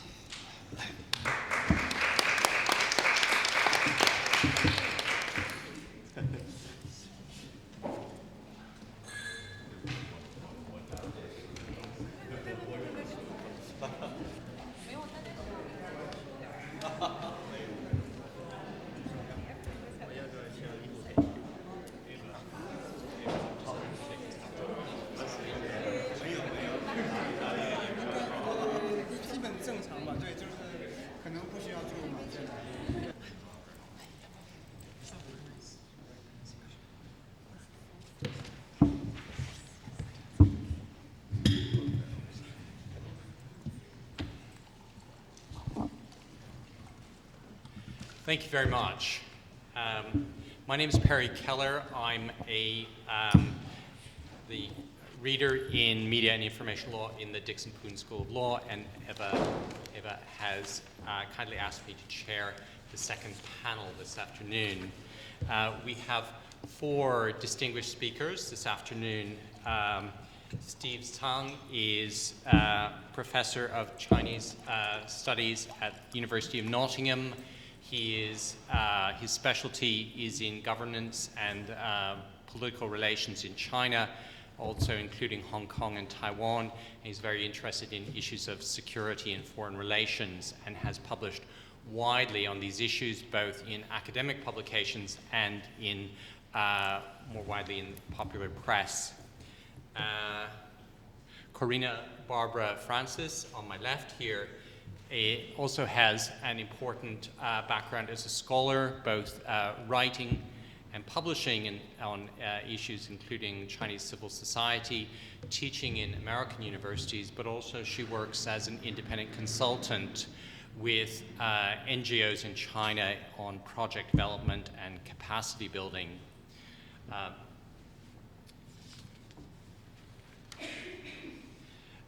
To my right, Nicola McBean is a founding director of the Rights Practice based here in London.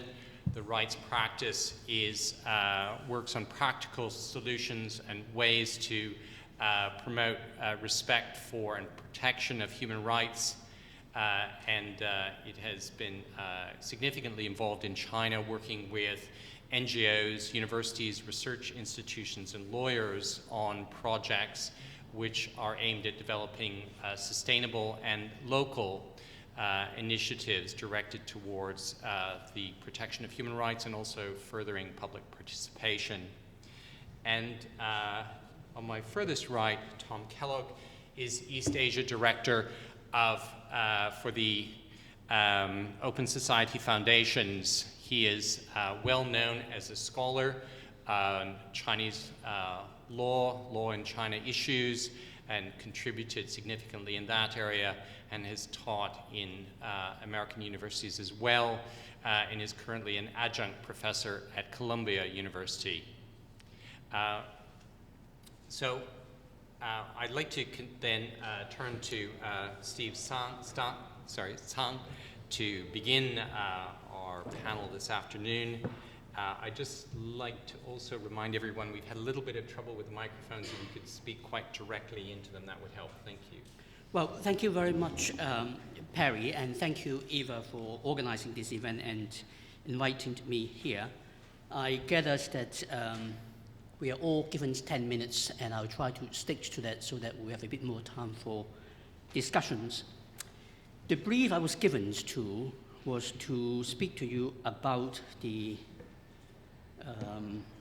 implications of China's international relations at a time when there are challenges to human rights and rule of law issues in China.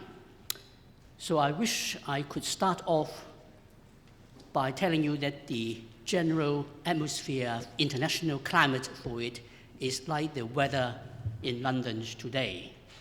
Nicely warm and sunny, and it's going to last until tomorrow, or perhaps even the weekend. It doesn't quite seem to look the same when we are looking at the general international climate for it. And I think that very powerful statement had already been made by our is he really Chancellor of the Exchequer or Prime Minister in waiting or expected to be future Prime Minister, making a very bold statement in his visit in China?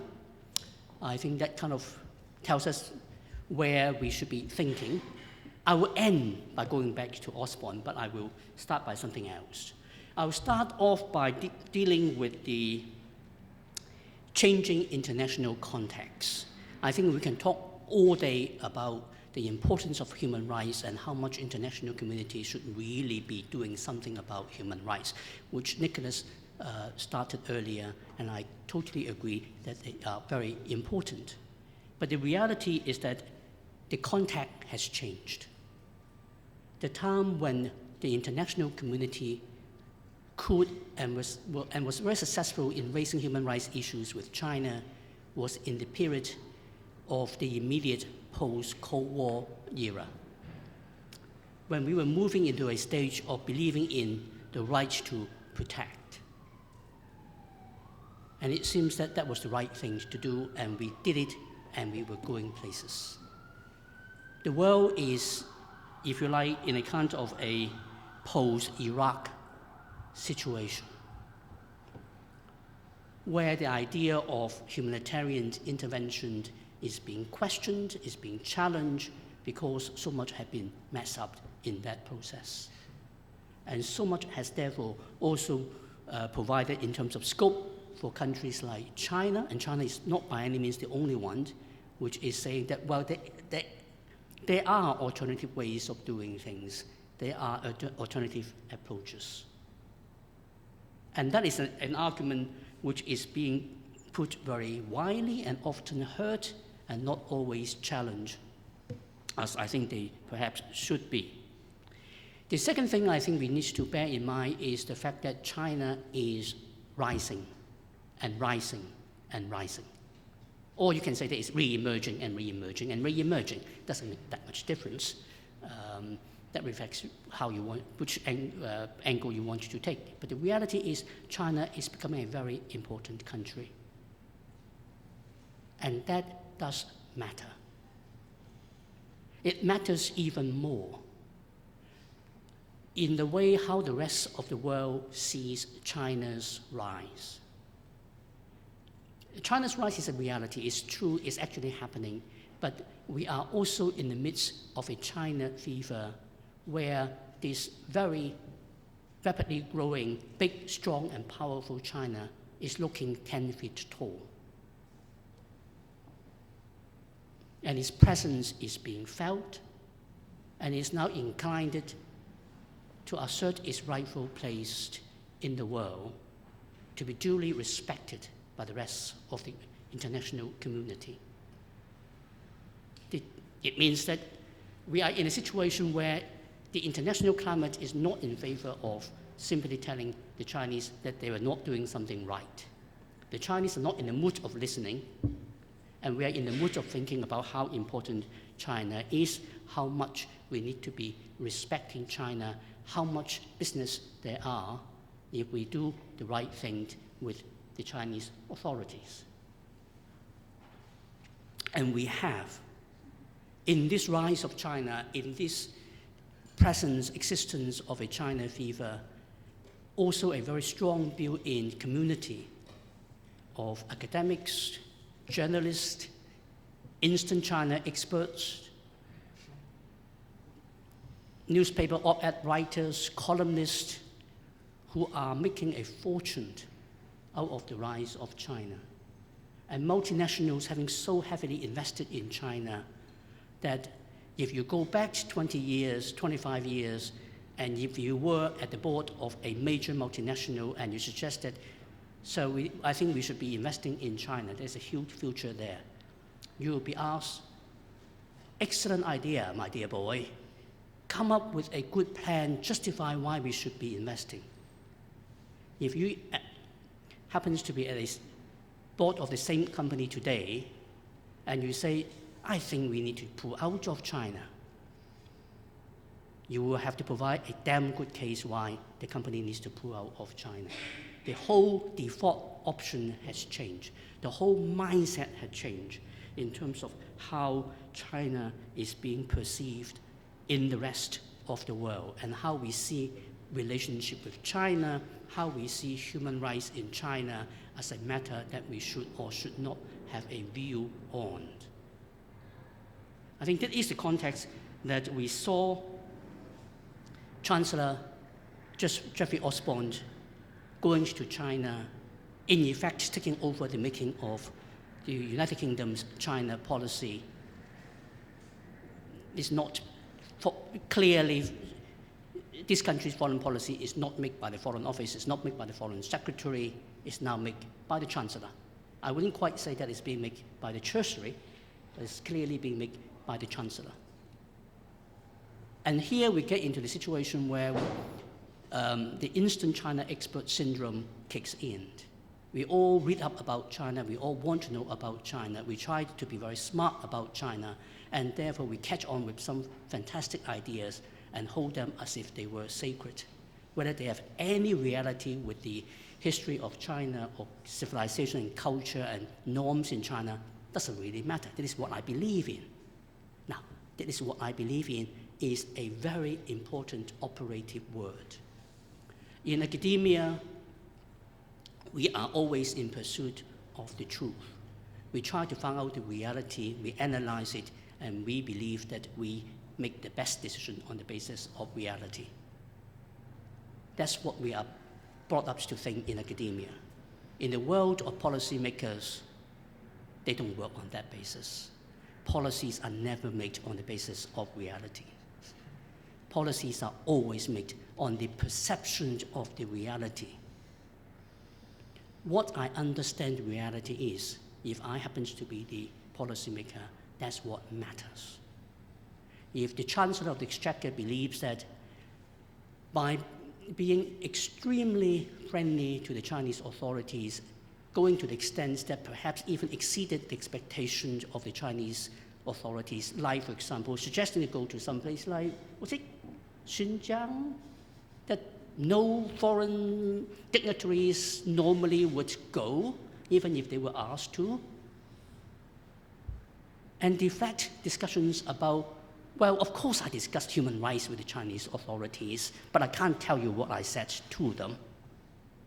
And now, let's get on with the next question.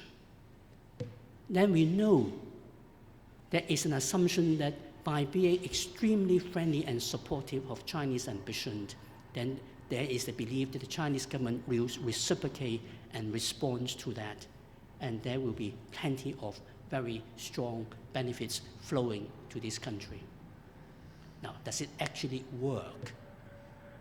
I think I got two problems here. One is something which is called a moral hazard.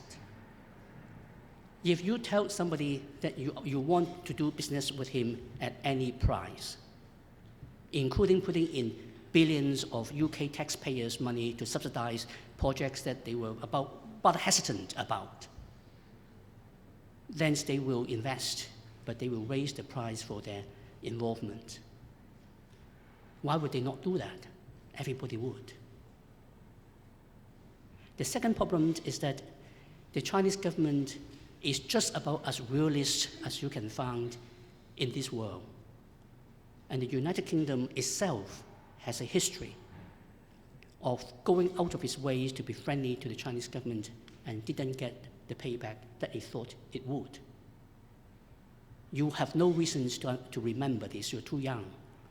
But the United Kingdom was the first major power, major non-communist power to recognize the People's Republic of China on the 6th of January 1950. And what did the UK get in return? There was a policy of keeping a foot in the door and to maintain good relationship with China to protect British interests in Hong Kong and Shanghai. The result was, now Hong Kong was being capped. Every single penny of British investment in Shanghai and rest of China was squeezed dry. The British Sergeant of Affairs in Beijing was treated as the British representative to negotiate for the establishment of diplomatic relations with the PRC. The British Embassy in Beijing was sacked. Its staff, female staff, physically molested during the Cultural Revolution. And the UK did not actually have formal diplomatic relations with China until Nixon went to China. So perhaps Mr. Osborne, a historian interested in history, could reflect on that. But that's what we're dealing with in terms of the context of how much China has scope to actually do what it wants. Thank you very much.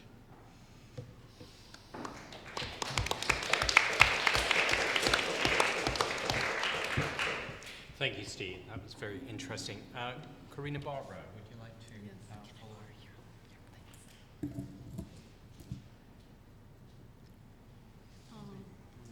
Closer to you, I think you're going to have to use it aggressively. Yes, I know exactly. Yes, I'm very happy to be here to be able to share some thoughts with you. Ava has, I think, assigned me perhaps the driest topic. So we are looking, I'm going to be looking at the EU-China human rights dialogue. I won't be trying to directly talk about what's happening now, but looking historically, I'm hoping that we can get some insights about some conclusions about some of the questions that we've raised here. The Chinese and the EU have, for 20 years, carried out a human rights dialogue. I think that by looking at the dynamics of this dialogue over time, we can maybe get some insights about what works, what doesn't work. I know there's a very pessimistic, it's very natural to feel extremely pessimistic, and the views that have been expressed here, reflect that. I think we almost are giving up on our governments, but my feeling is that if we cannot give up on Chinese civil society, because there are such brave people who have persisted for years and years, and it's growing, we also cannot give up on our own civil society's role in helping the Chinese civil society. And therefore, as a consequence of that, I think we cannot give up on our own government's role in that. Even though I think that it's a daunting task to think that Western governments, the international community can make a difference, I think that we cannot just throw in the towel. So it's to maybe look at the history a little bit and to figure out what has maybe worked in the past. So looking back on the EU dialogue, EU-China human rights dialogue, so when I say dialogue, that's what we can see that it started off in the mid-90s. It started in 1995, and it was indeed started as a way to channel public criticism of Chinese human rights record into a more behind-the-scenes, non-transparent mechanism. In the first few years, of its establishment, there was still some sort of leverage that the EU and, to some extent, and the US, I'll try not to talk too much about the US, but there was still some leverage that the EU sort of was able to bring about or to have. And I think that by observing the process, we can understand a little bit why it failed. Now, one answer is that simply China became too strong, to have any sort of influence over. But I think we can also look at what might have worked over time. And I think what we see is that the dynamic between China and the EU at that time was a very imbalanced one, in part because of the too close.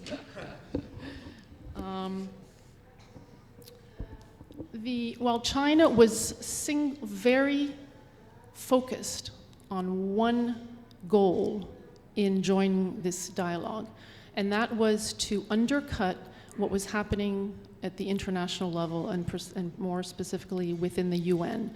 So back then, the US and the EU were on an annual basis raising resolutions within the UN Human Rights Commission. And in order to undercut that possibility, China agreed and in fact was the one to propose a human rights dialogue. And there were very clear pros and quid pro quos that were being discussed at that time. So in other words, if the EU and to an extent the US would not raise these resolutions in the UN, then China would agree to engage and continue to engage in the dialogue. The pattern for many years was unfortunately one where the EU raised excessively vague, excessively broad demands.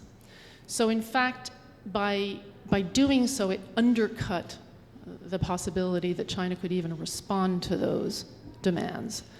In contrast, and I won't talk too much about it, but in contrast to that approach, the US approach was much more hard-nosed, much more narrow, much more focused on very specific demands, and that characterized the US approach for quite a few years.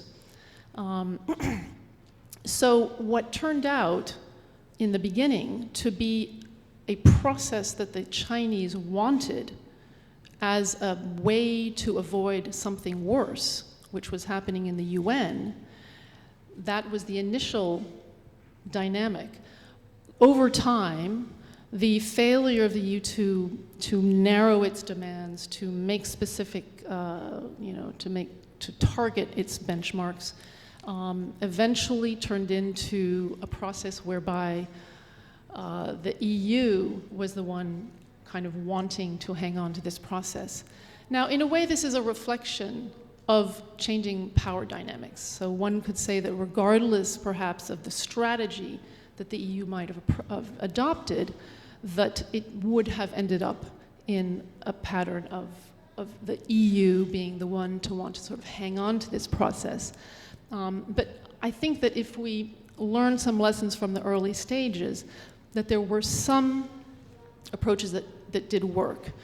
And then that from the lesson of the U.S., I think we can see that that there were some more positive results.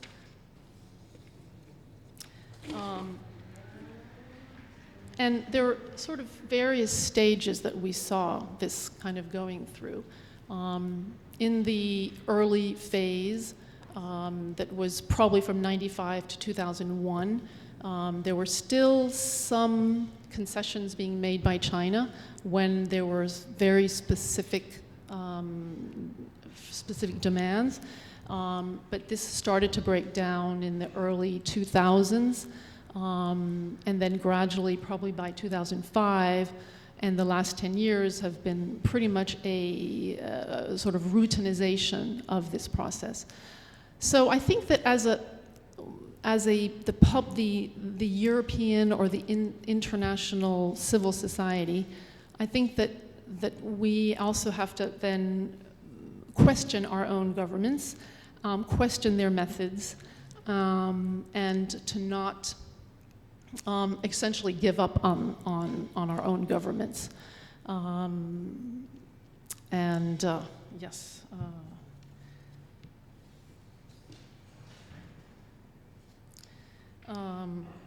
So over time, the NGOs were quite pessimistic about this process and were constantly asking for sort of deliverables. And yet there were efforts made by some NGOs to not participate in the process, and again there were divisions within the European international sort of civil society community that undercut those approaches. So to an important extent, European civil society also has to kind of step up to the plate and to have expectations, vis-a-vis their governments and the processes and the methods that they adopt. Thank you.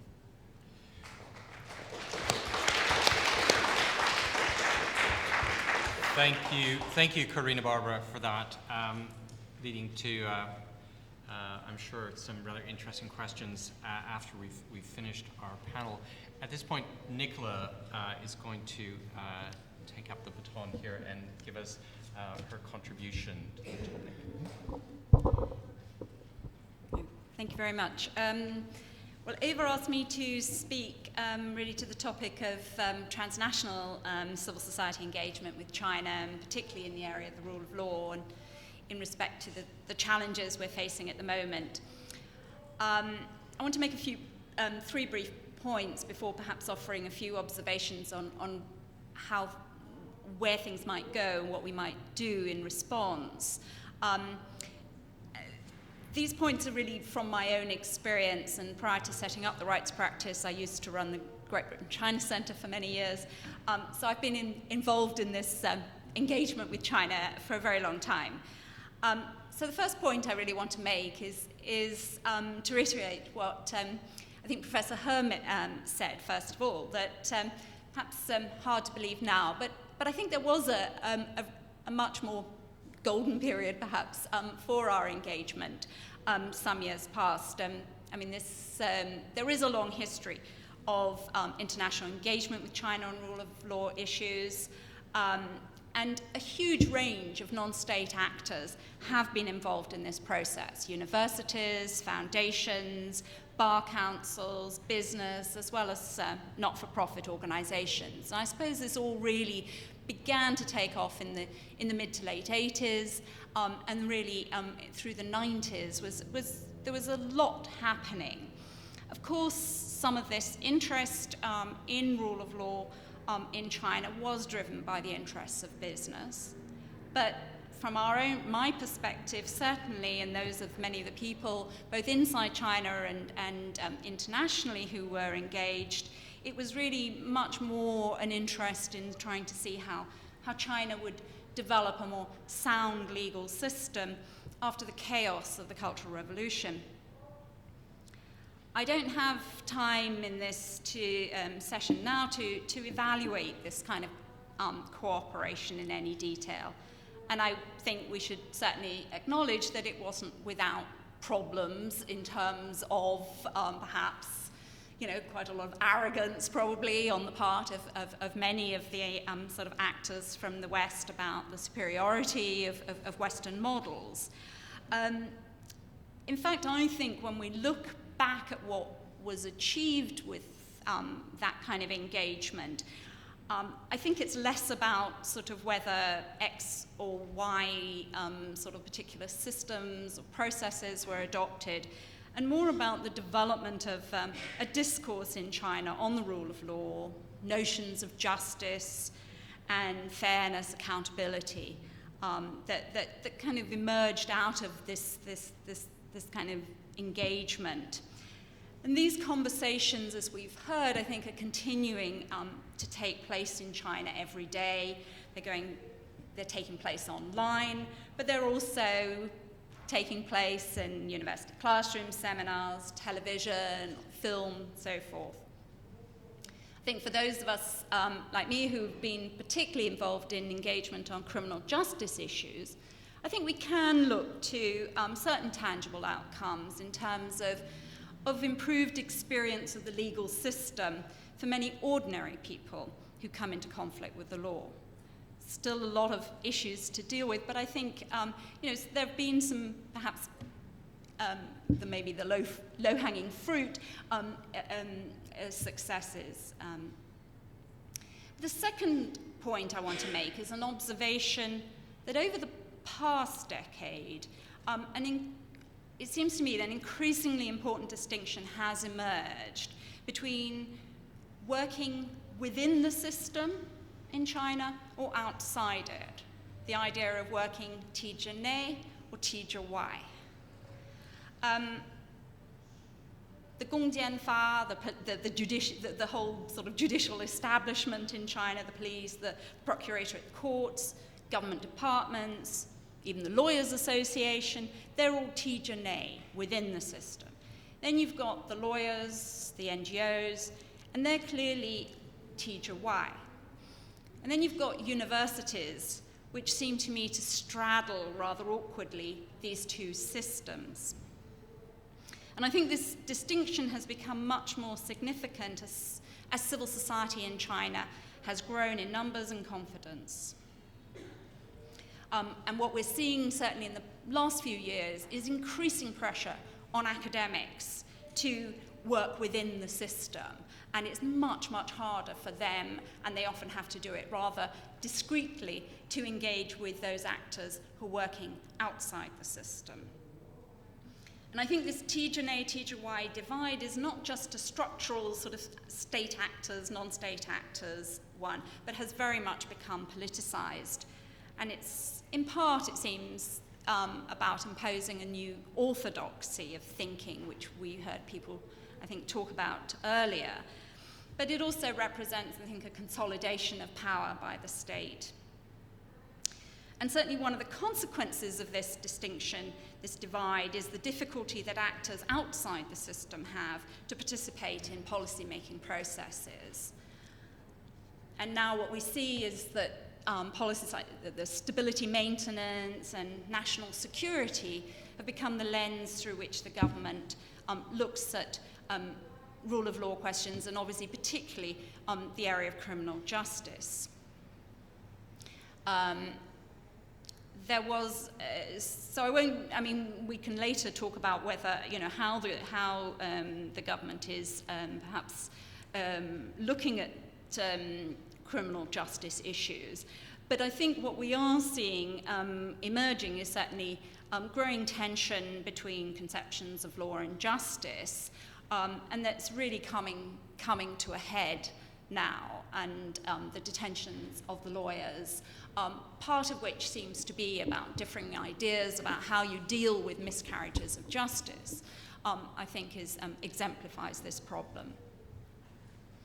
And so this leads to the third point I want to make, which is that for those of us working internationally, it is, and who want to engage with China, this is becoming increasingly difficult. There are increasing restrictions on how NGOs or any kind of not-for-profit organizations engage with China. And so this 体制内, 体制外 divide is impacting on our cooperation.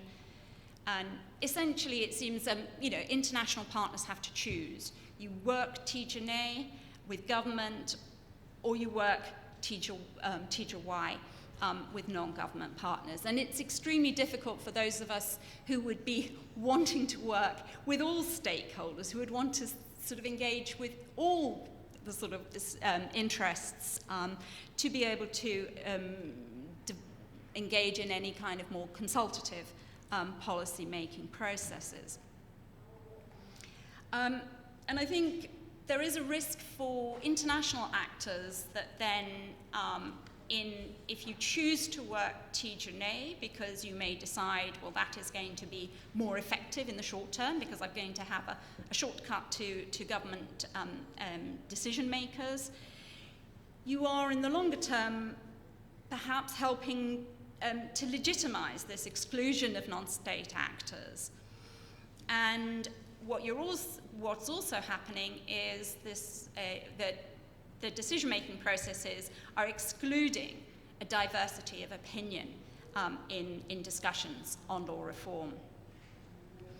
And it has now become, however, even working 体制 for those people who work teach away, and in a sense, it's not necessarily even a choice, it becomes something that's where you are placed, it is then becoming increasingly difficult to work with officials and scholars within the system. Certainly, people referred earlier to the proposed foreign NGO management law. That is only going to make this task of cooperation with China more difficult. So where does this leave us, and how might we respond? I take on board, of course, the sort of comments about limitations, really, of our, what we can do.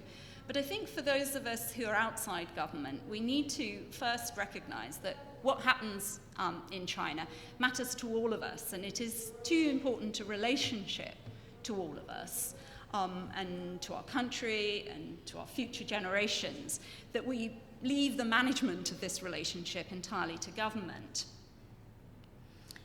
And I think in a globalized world, we all have a stake in this relationship.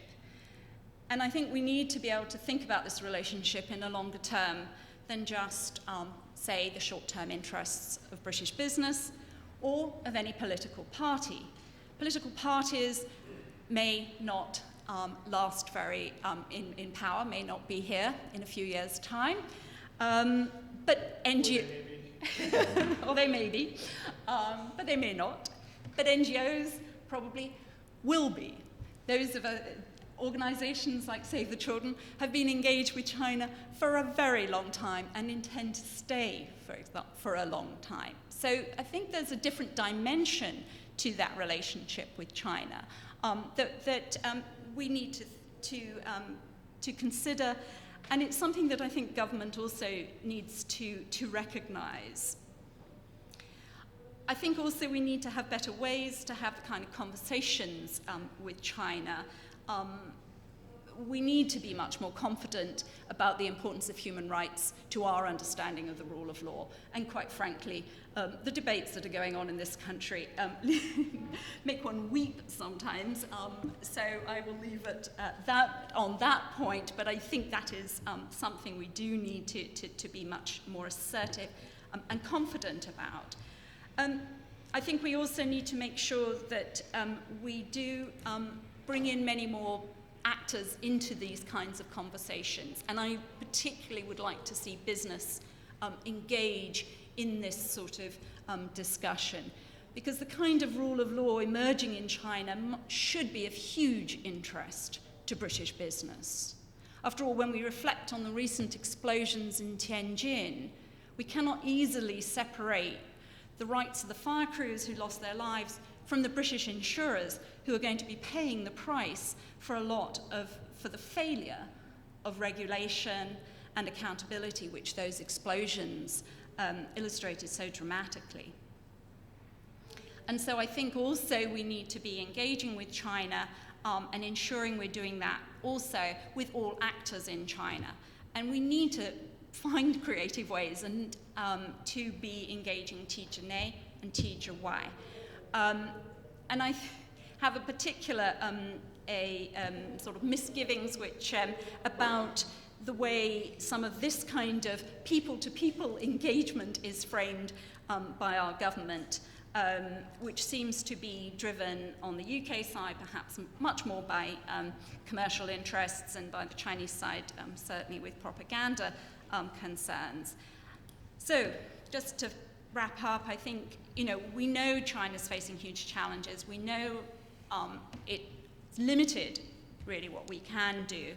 But I think it is hugely important that we are engaged, and I think all of us, both government but also in civil society, we need to address this with rather more urgency and imagination, I think, than what we've been doing today. Thank you.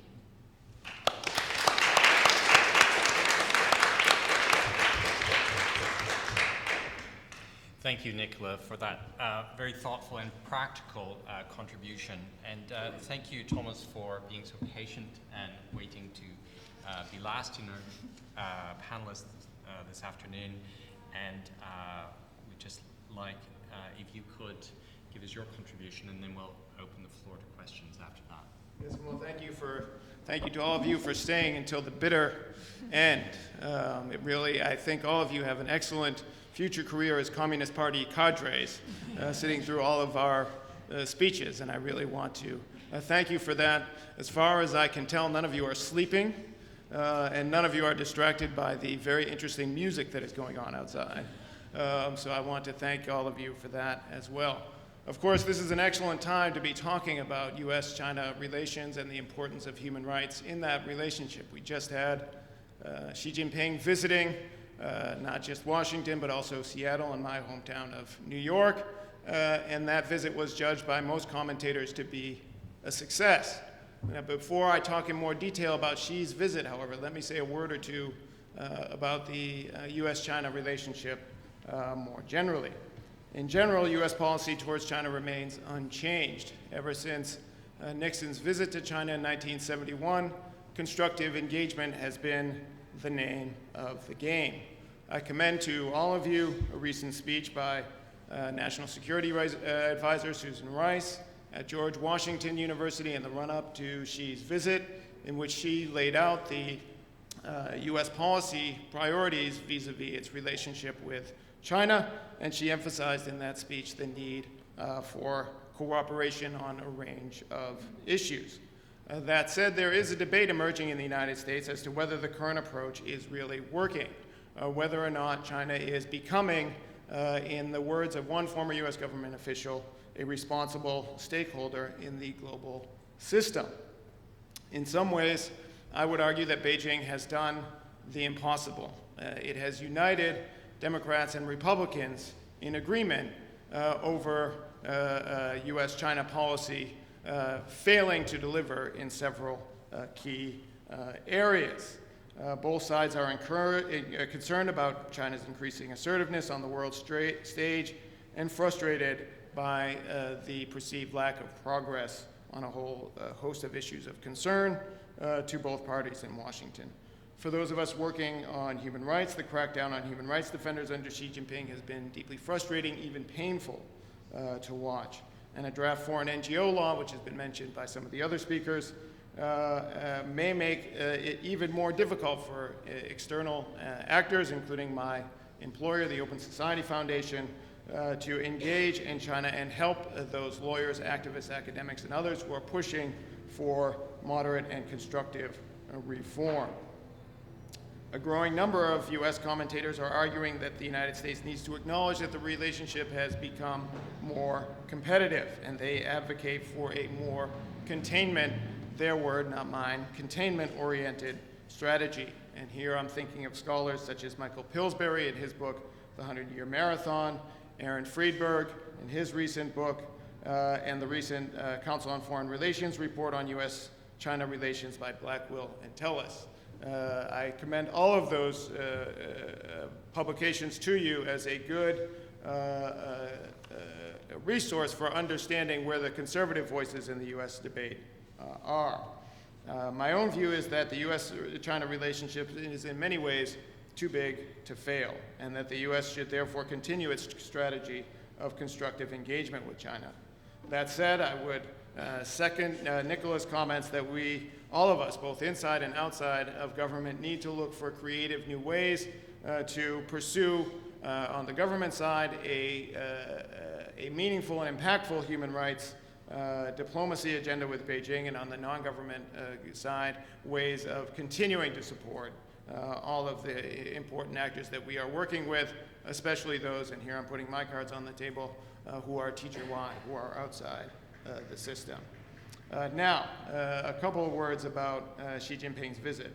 As I said at the beginning of my remarks, I think most commentators viewed the visit to be a success, in part because expectations were so low. In the run-up to Xi's visit, a number of different expert commentators, including some of the instant experts that Professor Zhang mentioned in his remarks, stressed that the visit would not feature any major breakthroughs, but that it might achieve a few small but tangible victories.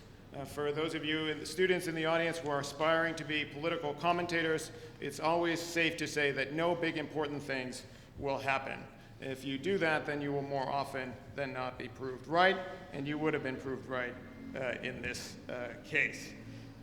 In fact, many people noticed that Pope Francis stole many of the headlines from Xi Jinping, at least in the United States. The Vatican outplayed Beijing on the media front, at least in terms of US media play. Beijing, of course, is not concerned about that. What they were concerned about is the level of pomp and circumstance that Xi would receive, the level of face that he would be given in his meetings in Washington and also in New York and Seattle.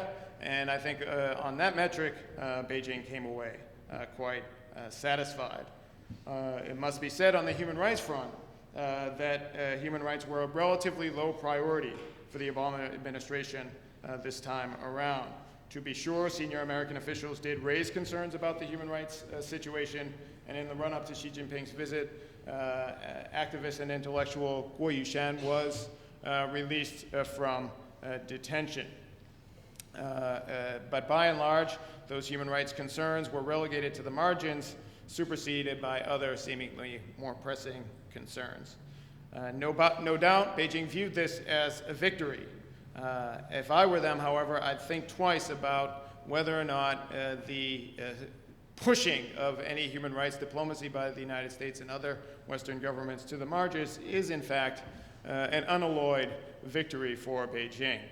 We all know, and certainly reformists within the CCP know, that many key legal and political reforms simply will not happen unless there are those outside the system pushing the party outside its very limited comfort zone.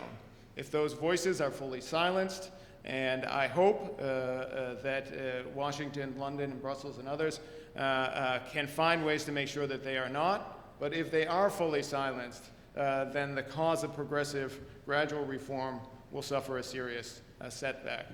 Now, in the remainder of my time, let me just say a word or two about what I think both the U.S. government and civil society organizations might do during this difficult moment.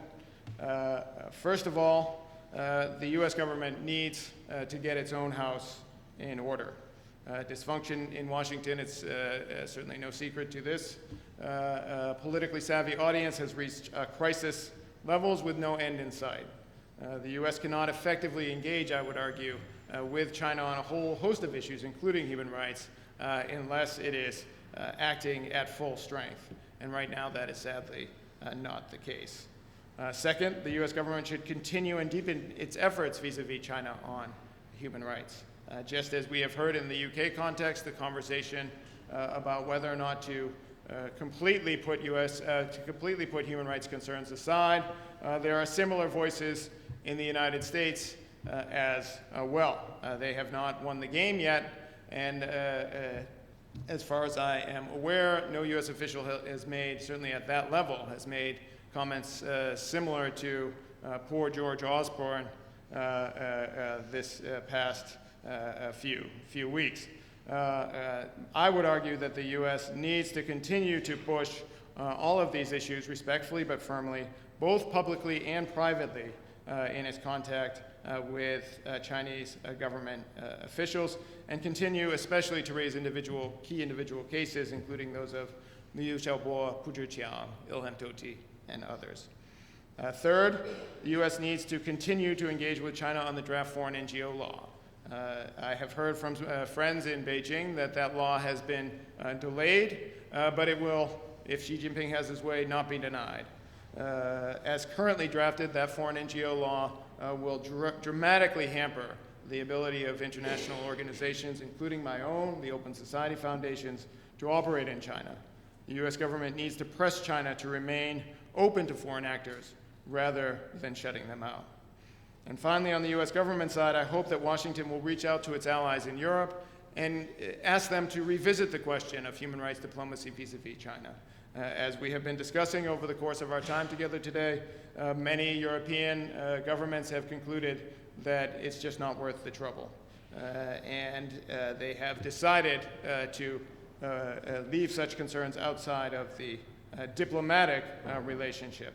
I hope that Washington can raise these concerns with colleagues in London, Brussels, Berlin, Paris, and elsewhere, and hopefully achieve some results. We all know that Europeans, just like Chinese leaders, love advice from American diplomats. Let us share the wealth on that front. Let me conclude with a few thoughts on the civil society side. What can civil society actors do? And I will tell you that at least in the circles I travel in New York and Washington, among the other civil society China hands working on these issues in those places, that there is a general feeling of pessimism, if not outright frustration or even depression. Having said that, I do think we need to keep up our efforts in this important area. The current situation and many of the conversations that I've had with friends in the US reminds me of one of my favorite Britishisms: keep calm and carry on. You can't travel 50 meters in London without seeing some sort of reference to that very, very important and very, very relevant to the current US-China context phrase. In terms of specific recommendations, I would say first, let's not get out ahead of the foreign NGO law. I have spoken to many different organizations working in China, and I'm sure that Nicola has as well, in which they are saying now is the time for us to trim our sails in order to make sure that we are in compliance with the law when it comes out. And I say to them, as your attorney, I can assure you that you are not obliged to follow a law that does not yet exist, even in China. And so therefore, I would advise all of us to continue with the work that we are doing unless and until political or legal constraints force us to change tack. Second, I would emphasize the importance, and here I come back to Nicola's excellent comments, the importance of continued collaboration with our friends in the Teacher Y, in the civil society space. As Teng Biao mentioned, many of the groups that were considered previously to be doing non-sensitive work on issues like women's rights, on issues like anti-discrimination, and so on and so forth, are now coming under very, very serious pressure. Now is not the time, I would argue, to leave them to suffer those difficulties alone. Third, we need to innovate. All of us have been doing a lot of different things for a long time. A lot of what we have been doing, and I speak first and foremost of my own work at Open Society Foundations, is not working, or at least not working as well as it used to. In those circumstances, we know that we have to think through new approaches. Many of us are looking at new partnerships in Taiwan, for example. Are there ways that Taiwanese academics, lawyers, civil society organizations, and others can engage with their colleagues on the mainland in ways that US groups, at least, may be less able to? If so, that is a fruitful area to explore, and I encourage all of us to explore it. Finally, don't give up. I have spoken to at least 4 or 5 different organizations who are saying, we think our funding for China human rights and rule of law would be better spent elsewhere. And we are going to spend that time, money, and resources elsewhere. I personally believe that this is a mistake. Our Chinese partners have not thrown in the towel, even though the risks that they face are exponentially larger than those that we are dealing with. If they are not giving up, we should not give up. Instead, we should pause, rest, discuss, and continue. We should keep calm and carry on. The cause of human rights and rule of law in China is too important to do otherwise. Thank you very much for your time.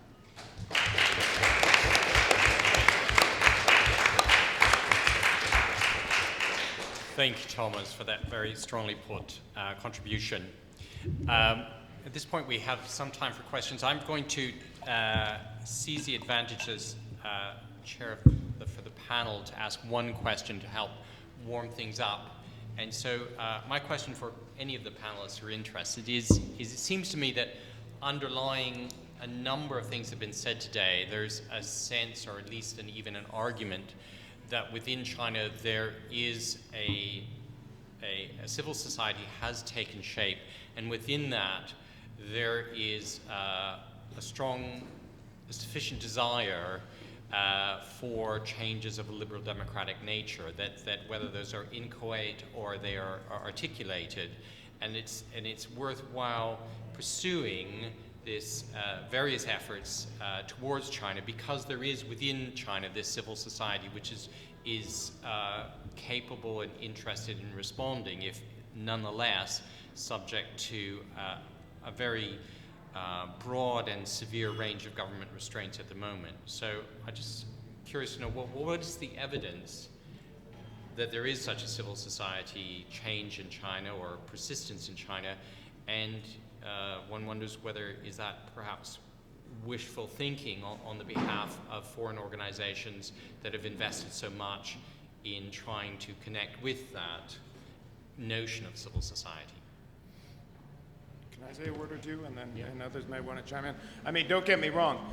Civil society in China is weak, fragmented, and has been deeply damaged by the repression that they have faced over the past 2 years, and certainly even before that.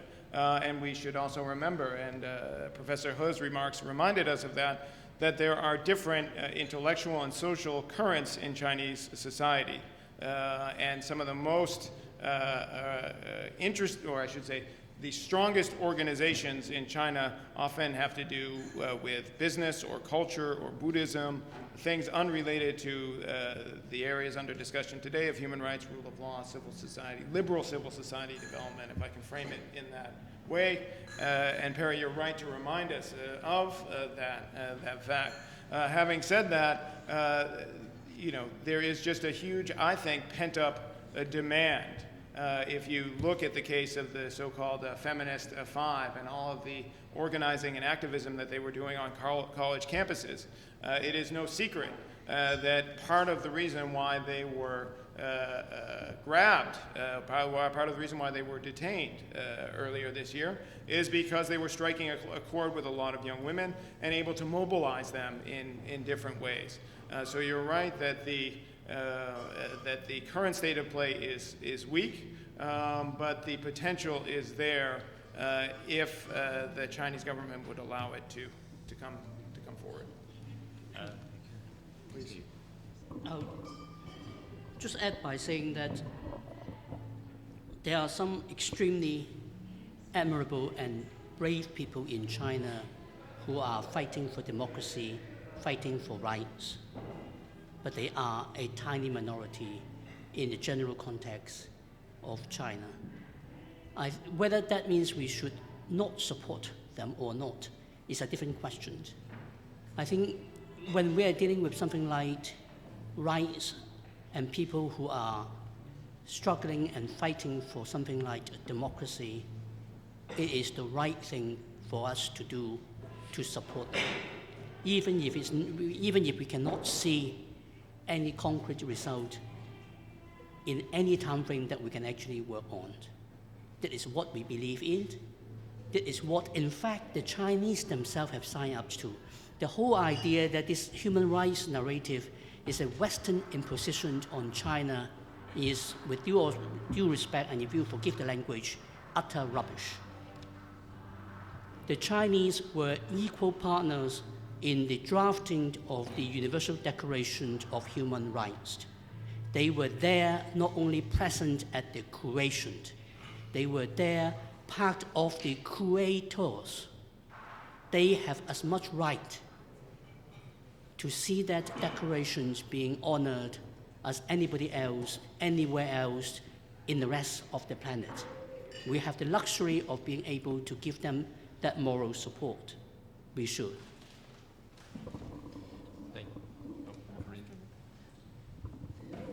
Just quickly, I think there's a lot of activists under the radar. And it's because they're under the radar that we don't actually know about them. And therefore, I think our view is more pessimistic because of that. But having had some opportunities to meet some of these people, I think it gives some hope, it gives more optimism. And I can just give a few examples just generally. For instance, an individual in the south of China who just happens to be using the law to represent individuals who have gone over the birth limit, just taking this upon himself and training other individuals in other regions to do that. A blind activist who's had like amazing success in sort of his activism. An individual in some other part of China who has used China's freedom of information law to really go after lots of local officials. And I agree that these are still a small drop in sort of China's civil society. But when you put yourself in the shoes of the Chinese government, I think that you'll realize that you wouldn't want to be there. I wouldn't want to be in their shoes, what they're sort of facing. And I think the trend, it's just inevitable that more and more Chinese people will be. I don't think they're necessarily acting out of we're searching for democracy or we're searching for the rule of law. They're just acting on their interests and trying to push for their interest. So because of that, I think that we can have it's really hard right now and everybody is very, very discouraged. And we have to be sort of feeling for those who have, in this recent wave, but there have been so many waves of crackdown when you look at the last X number of decades. There have been wave after wave after wave, and it's painful to know about all those numbers of people. But it also means that the trend is still moving in that direction. Hey. Yes, we'll take questions. Seem to be quite a few. If we could start here. I think there was another here, another here. Hi, Lucy Bailey, BBC World Service. I've got two questions, but I'll try and get them out pretty quickly. First one is for Nicola McBean. I was very interested to hear you talk about working inside the system, and I wondered whether, in your experience, whether you could tell us how much, first of all, how much diversity of opinion and view is there actually within the system, and how much is inside open to international cooperation? I noticed that Thomas Kellogg was talking about reformers inside the party, effectively welcoming or wanting there to be a push from outside, and I wanted to hear more about that. The second one was to the whole panel, but prompted by something that Corinna Barbara Francis said about how the EU-China dialogue started because China didn't want things to be raised in the UN Human Rights Council, and I wondered what a plausible threat, a stick to be held against the Chinese was these days, and whether anybody was actually prepared to make any kind of, scary threat to the Chinese. I mean, how do you get them to do what you want them to do, basically? Persuade them. Yes. I think the sort of challenges of for reform for people working within the system are definitely changing over time, and it has got more difficult now. I think sort of one of the general patterns has tended to be that there is a sort of policy statement, something like what came out of the fourth plenum, which says, okay, we're going to prevent miscarriages of justice. And then you get a number of, the sort of, I think increasingly now it sort of would tend to be more the academics who are working within this, so those sort of academics who have the connections within the system are either instructed to or themselves take it upon themselves to try to then explore what the policy then might be. So there's a kind of long policy process by which, a statement like we're going to do something on whatever, then gets translated, if you like, and it can take several years of debate, of sort of discussion, and I think what we observe is actually a very poor policy-making process within government, certainly in the areas that interest me in terms of criminal justice, and therefore a reliance on the academics, on engagement with academics to help the government with that process.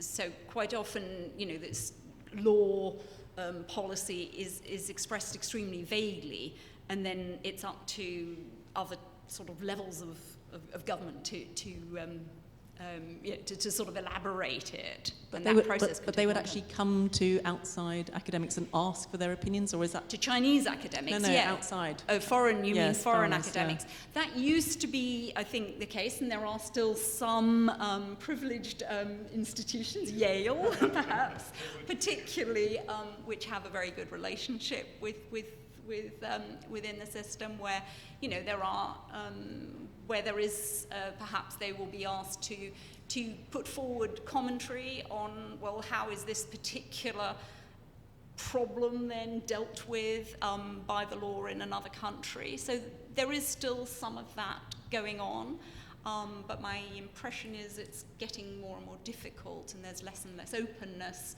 to that kind of thing, which used to be much more in the past, where it would be quite common that there would be conferences, seminars on these sorts of issues. Overseas academics would be part of that. We would be part of that. Much harder, I think. I mean, the Chinese academics that I work with who are trying to sort of bridge these gaps are finding it almost impossible to organize a conference with foreign participation. It can take them a year of requesting. It depends on the subject, but this is, law, criminal justice area. Thank you, Nicola. There's a question here, please.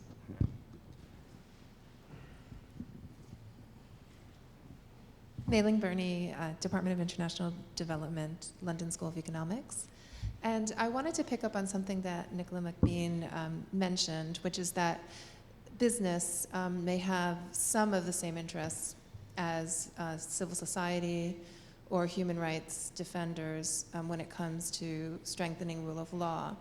And I think so I'm interested to hear more about what you might see the role of business as, particularly because most people talked a lot about two sectors, civil society and the state, but not about this third important sector, business, which in China is certainly much more influential than civil society at the moment, or stronger.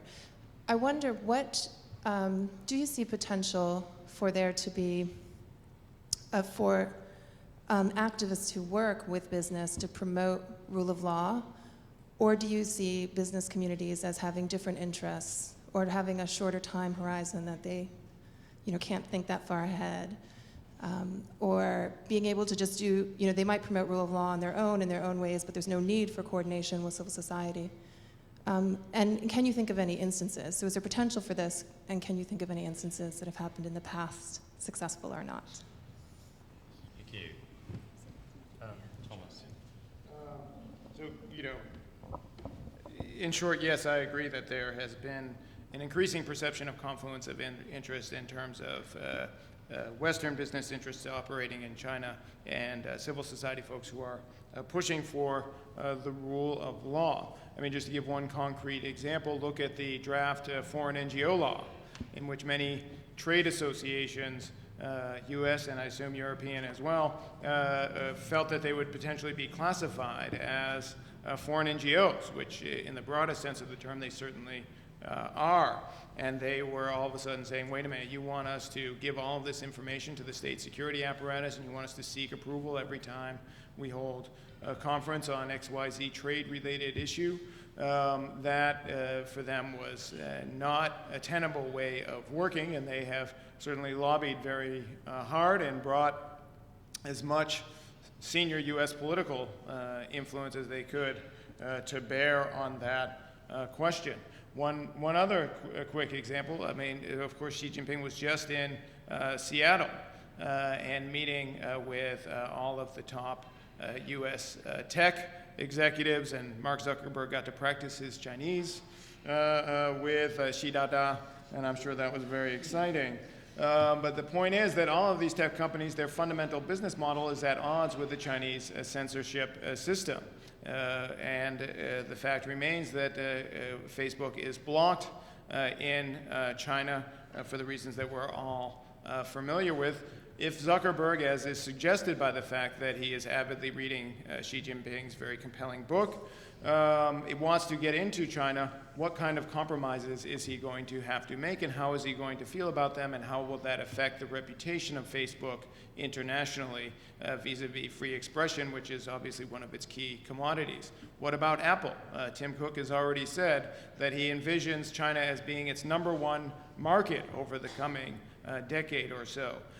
What kind of encryption keys, what kind of other information is he going to have to, or has he already given to the Chinese authorities in order to be able to sell iPhones like crazy in China right now?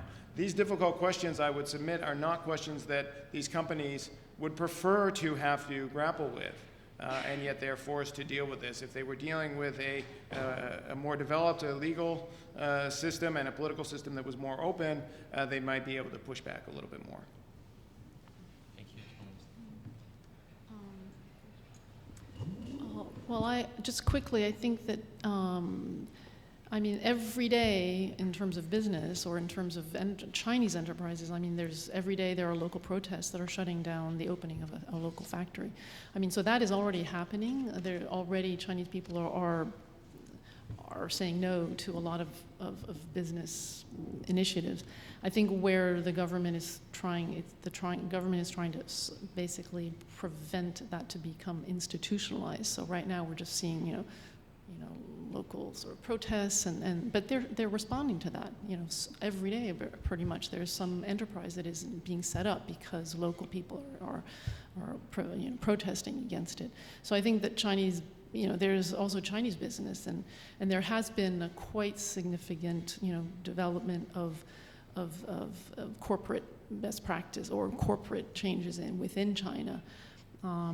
So I think, you know, it's not just the foreign businesses that, you know, are to gain from that. Yeah. Thank you, Karina Barter. We have two questions. There's one here and then one there. Thanks. My name is Brian. I'm at the University of Oxford Parliament's Rule of Law and Human Rights Project. This is not so much a question, it's a comment, but I'll keep it short. And I just want to echo the sentiment of not giving up, as well as perhaps offer a reason for optimism and advocacy going ahead. And, you know, world leaders have agreed, including Chinese leaders, have agreed on the Sustainable Development Goals, and was said earlier this month. And Goal 16 of this actually involves quite a lot of rule of law and human rights related targets, where I'm just going to read out a couple that are extremely relevant. We have target 16.3, which is to promote the rule of law at the national and international levels, and importantly also ensure equal access to justice. We have 16.7, which is about responsive, inclusive, participatory, and representative decision-making at all levels. And 16.10 is especially notable, I think, because it talks about public access to information and protection of fundamental freedoms in accordance with national legislation and international agreements. Now, the word human rights isn't actually mentioned there, but think about it. We always hear the word human rights in the phrase human rights and fundamental freedoms. It seems like some parties were allergic to the word human rights appearing, but they weren't allergic to the word fundamental freedoms appearing in the text of the final targets of the SDGs. And actually, if you look at the negotiating history of the SDGs, I remember being in a conference about exactly 10 or 11 months ago at Oxford about the role of human rights in the SDG targets, and back then everything had been removed. The Goal 16 was actually just 2 targets, one related to access to justice, the other one related to, I think, was to corruption. And now we have a full panoply of about 12 different goals, many of which are directly on point on the rule of law, on human rights. I think this definitely is a point for advocacy going forward. And I would say that perhaps NGOs might consider using the language of the rule of law and SDGs going forward if the language of human rights doesn't work. Okay, thank you for that comment. It's possible that somebody could help with the microphone, moving it back this way, please.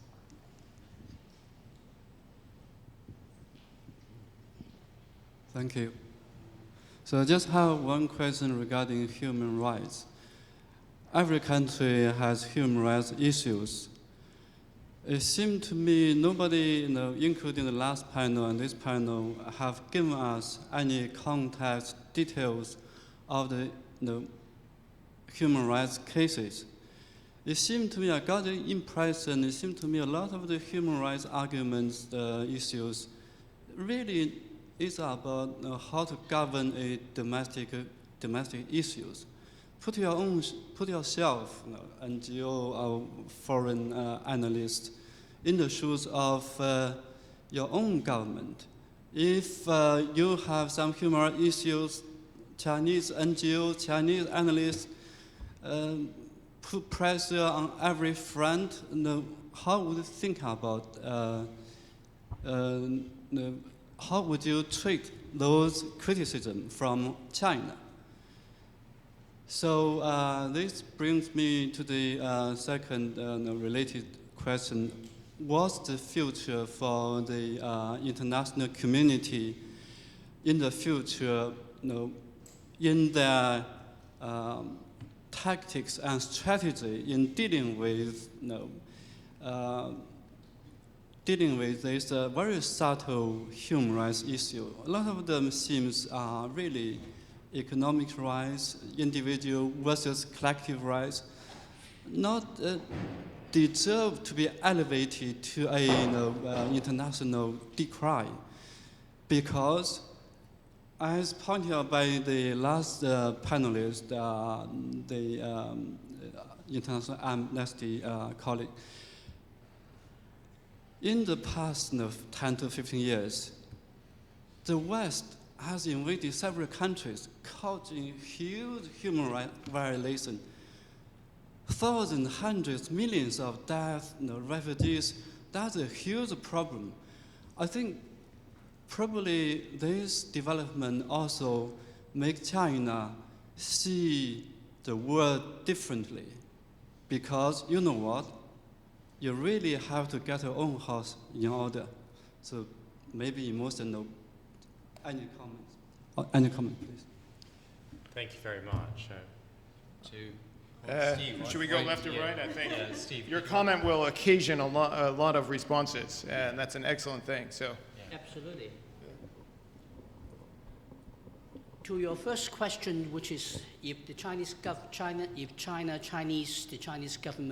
or all of them, would like to be taking issues with human rights abuses in the UK, in the United States, in France, in Germany, in anywhere, I would say, bring them on. Good for you. Why not?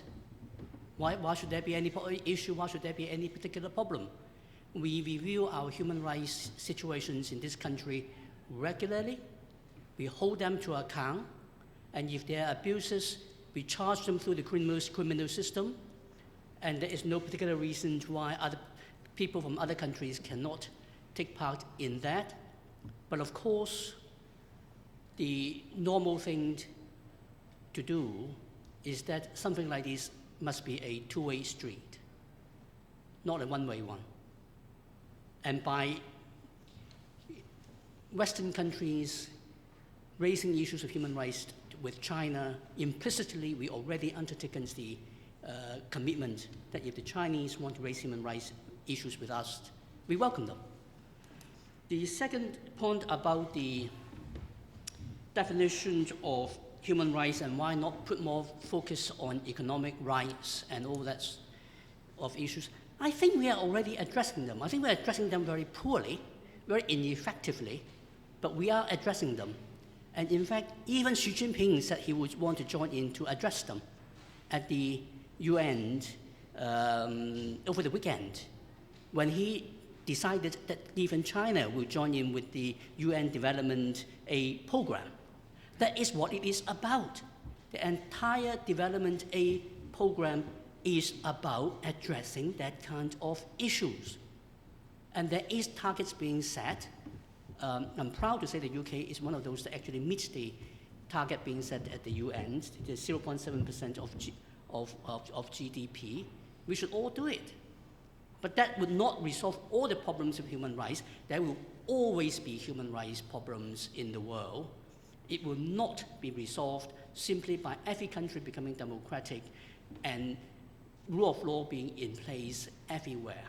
Because what we think and understand of human rights will change. The context will change, standards will be raised, and there will still be things that happens that fall below the bar that will be set at that time, and that's called progress. Thank you, Steve. Nicola, do you?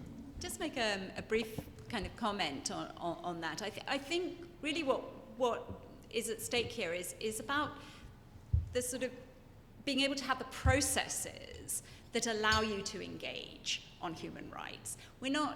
I think we have to recognize that, as Steve has said, I mean, we know there are human rights problems all over the world. The question is, how do we engage on them? Can we engage on them? Do we have the freedom, if you like, to talk about this? And certainly one of the things that we found most, I think, having almost, sort of huge value when talking with Chinese colleagues about issues, is to say, look, we have faced these problems ourselves. I will bring up the problems we have had, particularly in policing, for example, in Northern Ireland, the problems that engendered on human rights, and then the processes that were put in place in order to try to deal with them. Okay, we can still level criticism, but there is sort of process there, as Steve has kind of suggested. So I think, it's less about, the substantive violations are hugely important, but it's also how can you deal with it? Can I jump in on this one? I mean, it certainly is a trope in terms of talking about the human rights situation in China, where someone asks the very important question that you asked, which is, what about the Iraq war? And I can tell you, as someone who protested ineffectually, marched in the streets against the Iraq war, that there was a sort of boisterous debate in the United States about that intervention. And I hear that there were 1 or 2 protests here in London at that time as well. So the importance of civil society speaking out on these issues and speaking out on issues in other countries. I am sure that there were protests regarding civil rights in the United States in the wake of the Ferguson debacle, and the list goes on.